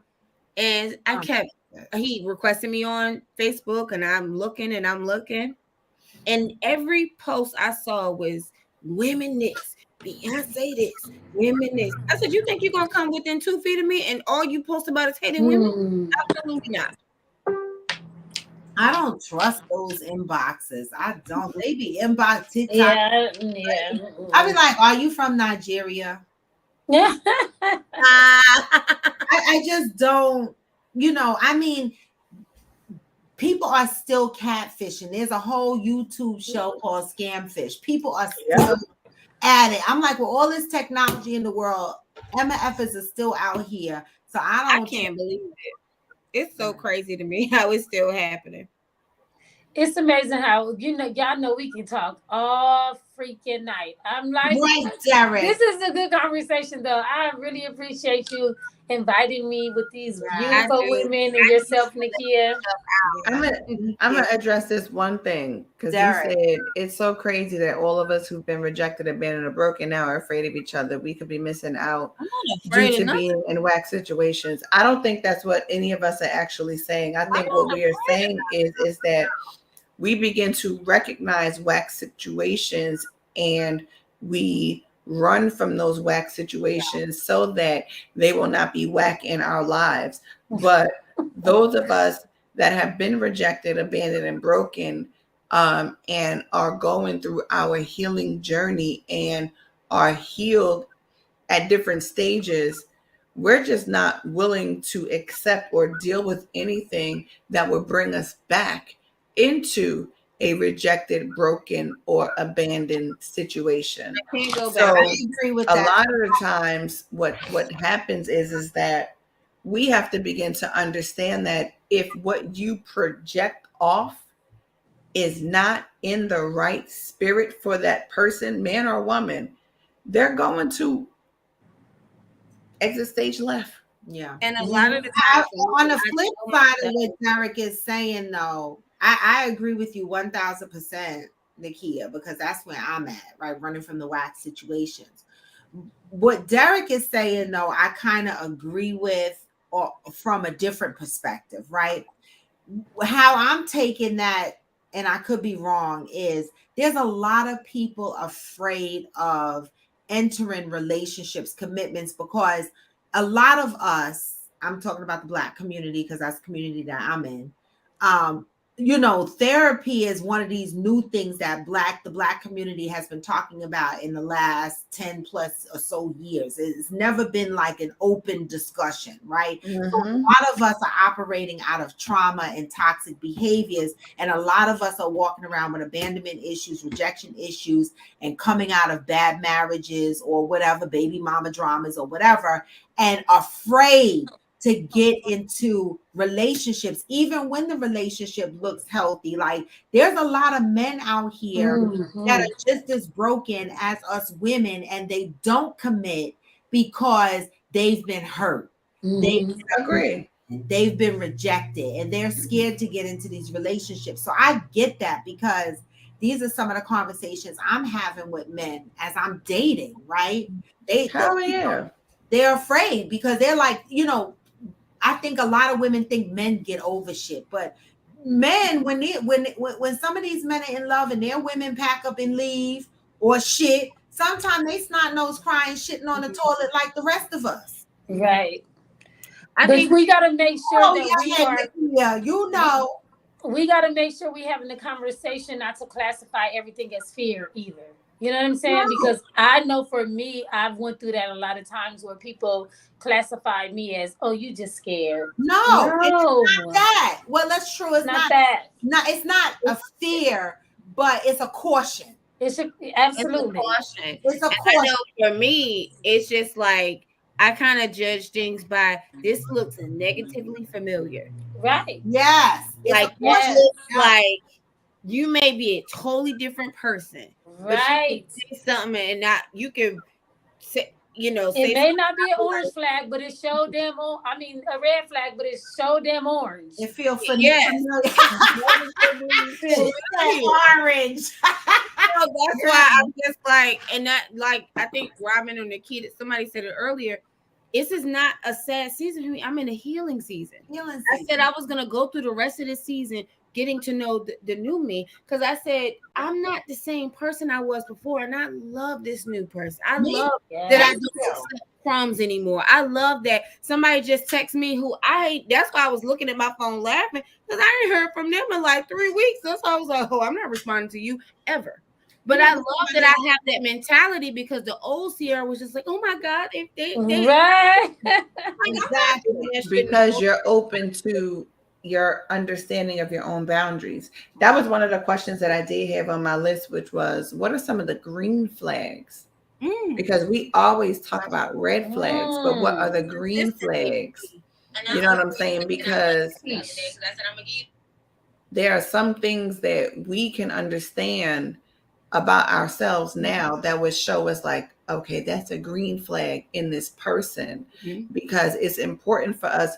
We always, you better watch out for this, you better watch out for that. Okay, vulnerability is a green flag to vulnerability. me. Vulnerability is a green fucking flag to me. And I had to learn that, because in my last relationship, that man was never vulnerable a day in his life.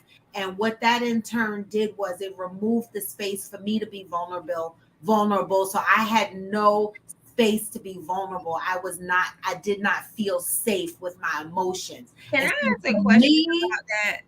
Vulnerability. Can I ask a question about that? Because I was accused of not allowing, I'm very hard on the outside. I'm prior army, so I got like this hard exterior, but I'm like a little sour patch. But I was accused of not allowing somebody, a man, to be vulnerable. But can I ask a question? Is there a difference between hypersensitivity and emotional immaturity and vulnerability? Yeah. It's a big difference. I don't think a lot of it was vulnerability. I think it was just emotional immaturity from their abandonment issues. But I just wanted to clarify that I was allowing that person to be vulnerable, and okay. Because that there really is a big difference between hypersensitivity and emotional immaturity and vulnerability. Vulnerability says that you feel free enough to express yourself in a safe space. Now, emotional immaturity says that, you know, basically kind of like, I am literally going to blame you for every emotion that I feel. Exactly. When I have not contributed to that emotion, but because you have unpacked trauma that you have not necessarily dealt with, you're going to feel as if I am not a safe space for you. No matter what. No matter what you do, no matter what you try, they're not going to feel safe with you. They're not going to feel like they have the ability to be vulnerable with you. So therefore, like I said, there's a big difference with all of that. Because I'm not getting up here saying I'm perfect. I you know, but it was just they kept putting out this narrative that I didn't know. He couldn't be vulnerable. He couldn't cry because, and it possibly could be the fact that he didn't allow himself to be vulnerable, because we have a lot of toxic masculinity that is trapped up within trauma, and to where I can't be this way, because if I am, it's perceived as a weakness. And for me, I'm like, I can get with all of that, but I would prefer a man to be vulnerable with me than to not. Don't be crying all the time every 5 minutes in my face. Wait a minute, I'm hanging up. I'm not doing it. I'm just the fuck saying, have a reason to cry. Don't just be fucking crying for no reason. Cause I'm not. You know what? That's all I'm saying, Robin. I mean, I mean, like, cause I know I'm not a big crier. I know I'm not, and I don't cry. If I cry, I'm probably close to the knife block. I don't cry. I don't have a problem with a man crying. I think there's just like, don't blame me for your tears when those are harvested from somewhere else. Or don't fake cry, because I didn't have some men fake cry. Girl, I mean, like, is he really fake crying? Crocodile tears. I'm dead. Like, is this happening like right now? Like right now? I have cry to take me back at the dinner table. Right. To do the same thing over again. Them motherfuckers just crying for no reason. He's not nose crying. I'm gonna never do it again. I love you. I done had a pastor. And did it again. A pastor who had about 5 of us crying. Like, what is you crying for? And you got 5 of us? Ooh. They're the worst. I mean, Fatty for sure cried. See, That's what they that's what I'm do. saying. They be crying for the fuck what? No, Right. because now if you're an empath, they know that you're gonna feel that emotion, and you're only gonna deal with the emotion of the tears and not the real situation. And I'm an empath, so therefore I'm like, oh my God, it's gonna be okay. It's gonna be and I have had to learn how to get my empathship under control. See, I ain't no motherfucking empath. I'm a bull, and it's like, nigga, I will get you with these horns if you don't stop that fucking crying. It depends on the day. I'm a Gemini. No, you know, but I want my man to be vulnerable around me, but I don't want him to be a crybaby. There's a line. Like I need you to be vulnerable because I want to be vulnerable. And if he's not vulnerable, it doesn't leave space for me. Right. I need you to be in tough mode all the time. Like that fucking drives me nuts. I totally do not mind you crying, but it's literally when I say at the dinner table, what are you crying for? I'm trying to eat my Why was he crying? I will never forget. Let me say this. Dinner table for. I'm dead. I don't know why he was crying at the dinner table, but I will say this. At the dinner table, tell us more. I'm gonna tell y'all the group chat. Okay, that'll work. It's private over there. Okay, got So, it. but I don't care. Like, there has to be a reason the man was crying at the dinner I'm gonna table. tell you in the group chat, and when I tell you, you're gonna be like, girl. I remember Fatty cried. We was in Ohio. We was his daughter was with us, and we was at the hotel, and I just happened to wake up, and he was like outside the hotel room, sitting outside the door on the floor crying. And I was like, what the is going on? Right? And he had all them tears. Things are just not really working out right. I just don't understand. And I'm like, it's gonna be fine. Like, all of this is gonna work out. Like, it's okay, right? Now, fast forward maybe 2 years after the fact, I realized that part of the reason of them tears was because the girl that he was cheating on me with had told him she was pregnant. Oh, good night. Good. And so the tears was like, this is when the knife block comes out. I can't. This was years later because I didn't know it, but the tears was basically like, and what had happened was, I want to say, either she had an abortion or she miscarried. It was one of the two. So his tears really had absolutely nothing to do with the situation at hand. It had a lot to do with what was going on with him and that girl, because she was pregnant. And I want to say she miscarried, right? I wasn't privy to this information until after the fact. So this was probably about 2 years later that the information fell upon me, and I was like, can't not nan bit of another cry. Wow. I'm dead. Y'all hit me with I feel like I just got a left and a right hook with your story and hers, but yeah. Yeah. I know. Can't not nan bit of another cry. Because I said, I wish I will be a fool again. Now, I get everybody is not the same, and that's okay. And I would truly have to understand the person, to understand the tears and all of that stuff. But what you're not gonna do is cry in front of me because the one you cheating on me with done miscarried or whatever the case may be. And now you sitting up here crying your fake tears to me. I ain't got nothing. You better go find her and call her. He would have been in the hospital. The knife block. Oh my God.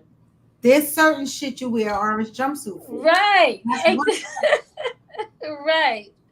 The pistol. You know, proudly. And people really ask me, well, I mean, if you saw him today, what the fuck? If I hate when people ask me a question, like, stop asking that question. If I saw him today, what? It would be like everybody else I see on the sidewalk. Keep walking. I mean, I'm the fuck. No, I'm going straight. You know, up it's so top. amazing I ain't even though. gonna lie. Is that You doing it's what? amazing? You doing what? What you doing?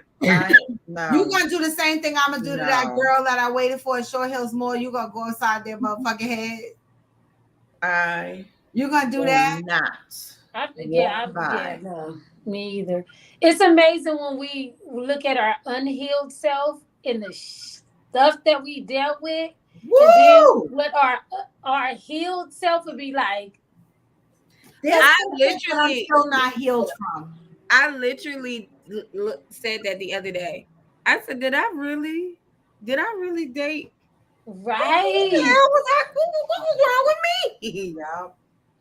But this is why I say can't be good. I'm not gonna lie. Yeah. I got caught in that a couple of times. I'm not getting caught in that no more. I'm gonna take a semi-hard one now if he good to me. I can't. I'm tired. I'm tired. I said semi-hard if he's good to me because I'm just them big old hard eggplants. They be fucking you up.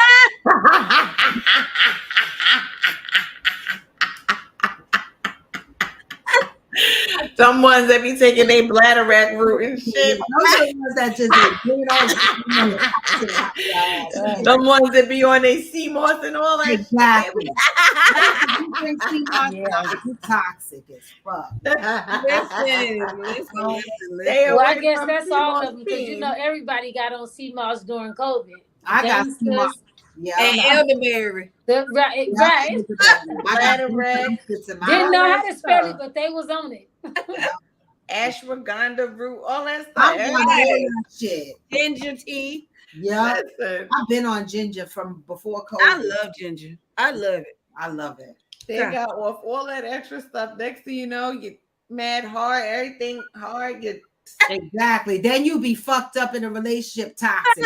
Like, I'm not doing that no more. I can't. You don't push your cervix back, Chad. Like, exactly. Don't be touching my cervix. I am a queen of saying that. Do not touch my mother. I don't have a cervix, so they can swing around, bling. It's gone. Swing, bling. Pound. I got a cervix still. Don't touch my damn cervix. That is painful. And I don't want to experience that pain ever again in life. If you can reach my cervix, you better pull back out. On some real stuff though, like where I am now, it's like I understand. A lot of times people think that you got to be a Christian to be like, oh, I'm gonna be celibate and I'm gonna be, exercise all this, not having sex. When you realize that when a man ejaculates in you and your womb is cosmic, and now we got cosmic womb, and the value of your womb, you don't want everybody in it. You mean like talk about how I had to tell my ex he could not come at me anymore, and he was like, I had to ask my female best friend why you, and I said because you throwing my pH off, and he was like, well, oh yeah, that happened. Yeah, and not only that, happened. Let's go further than the pH. Let's go. Now I'm crazy because your ass crazy. Hello. Now I'm an alcoholic because you an alcoholic. Hello. Now I got PSTD because you got PSTD. Hello. Okay. Like I literally, he was just like, I mean, I don't understand what the problem. I said because like I'm not trying to be over here going crazy down there. Like I want to take care of her, and he's like, well, they got stuff that you can take for them. I'm not doing. I wish a person would tell me they got stuff I can take for that, and you sit over here. Let me say this, and this is why people get mad at me when I say the stuff that I say when it comes down to a woman and her womb and the pH and everything that then transpires because a man is being frivolous and free with his non-having peen control self.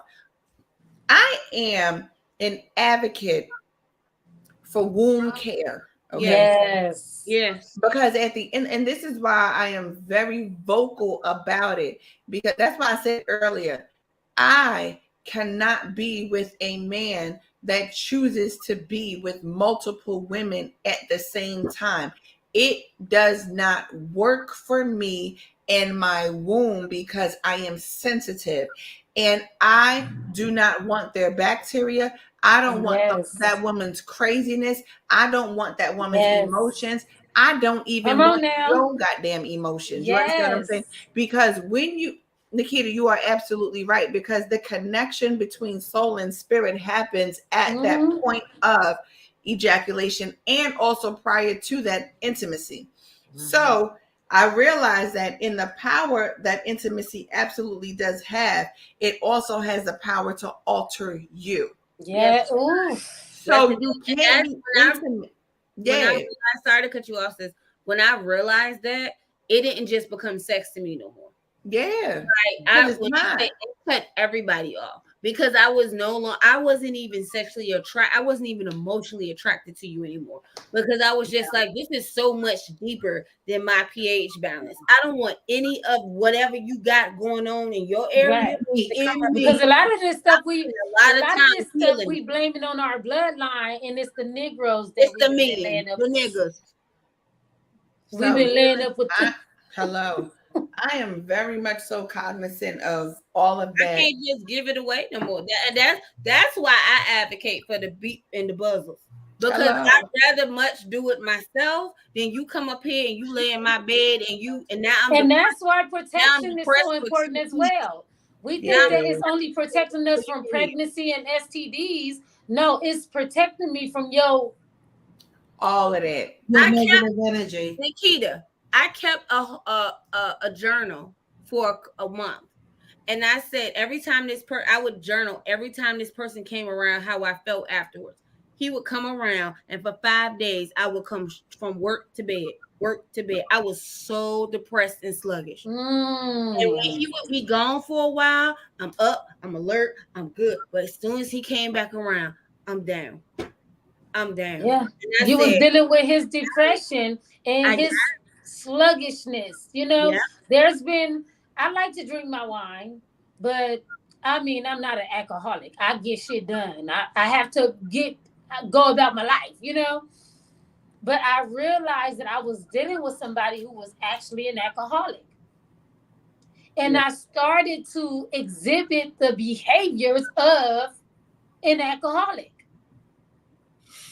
and I'm like, this is not me. We have to realize when we are exhibiting the behavior of who we laying down with. Seriously, it's serious, because I said I would never come home and be like, I gotta have a drink. I gotta have it. And it was one time where I said, I'm not drinking. I gotta cool out on that. It's during the week. And I'm trying to lose weight. And every time I would say I'm trying to lose weight, they'd be like, you want some? Because McDonald's fries are my weakness, y'all. I'm sorry. So they would be like, you want some fries? You want a drink? Like, I'm like, I just said I can't drink that. I can't eat that. But they would throw it in my face. And that's how I knew. I was like, I can't deal with this. And I'm not. I'm not. And ain't. Right. That's just ridiculous. But yeah. Okay, so listen, we're gonna do a good time check because I'm going to sleep. Look, I'm like, we're gonna do a time check because it's 3 hours and 31 minutes, and I was expecting that whole good hour. We done went over and above and beyond the call of duty, but it was good and it was great. I really appreciate you having me. Listen, you are welcome. I really appreciate everybody for joining in tonight, because I just really felt that sometimes you need to have candid conversations with women, and you need to be open, and you need to be honest, and you need to be able to express yourself in a way in which you're not able to do it on some people, even on their personal platforms. They can't do what I do here on The Muzzle is Off, right? And part of the reason why it's called The Muzzle is Off, because it's in order to have uninhibited conversations that literally lead the pathway to freedom. You know what I'm saying? And a lot of people can't get with it, and I am perfectly okay with what they can't get with, but that doesn't mean that I'm going to change the flow of the conversations because you can't get with being open and honest about yourself, about your life, and about your life's experiences. That's what this platform brings. It's about open honesty, transparency, realness, relevancy, all the things that we bring. And in order for you to be candid while you're doing it. So I thank y'all ladies, okay, because y'all literally brought it all, and you did not have any type of things inhibiting you from being your true, authentic selves. At the end of the day, I think that's what gets results. That's what helps heal a nation. That's what helps heal a generation. And that's what helps heal our families when we can be that, our true, authentic selves. So let's continue to be that.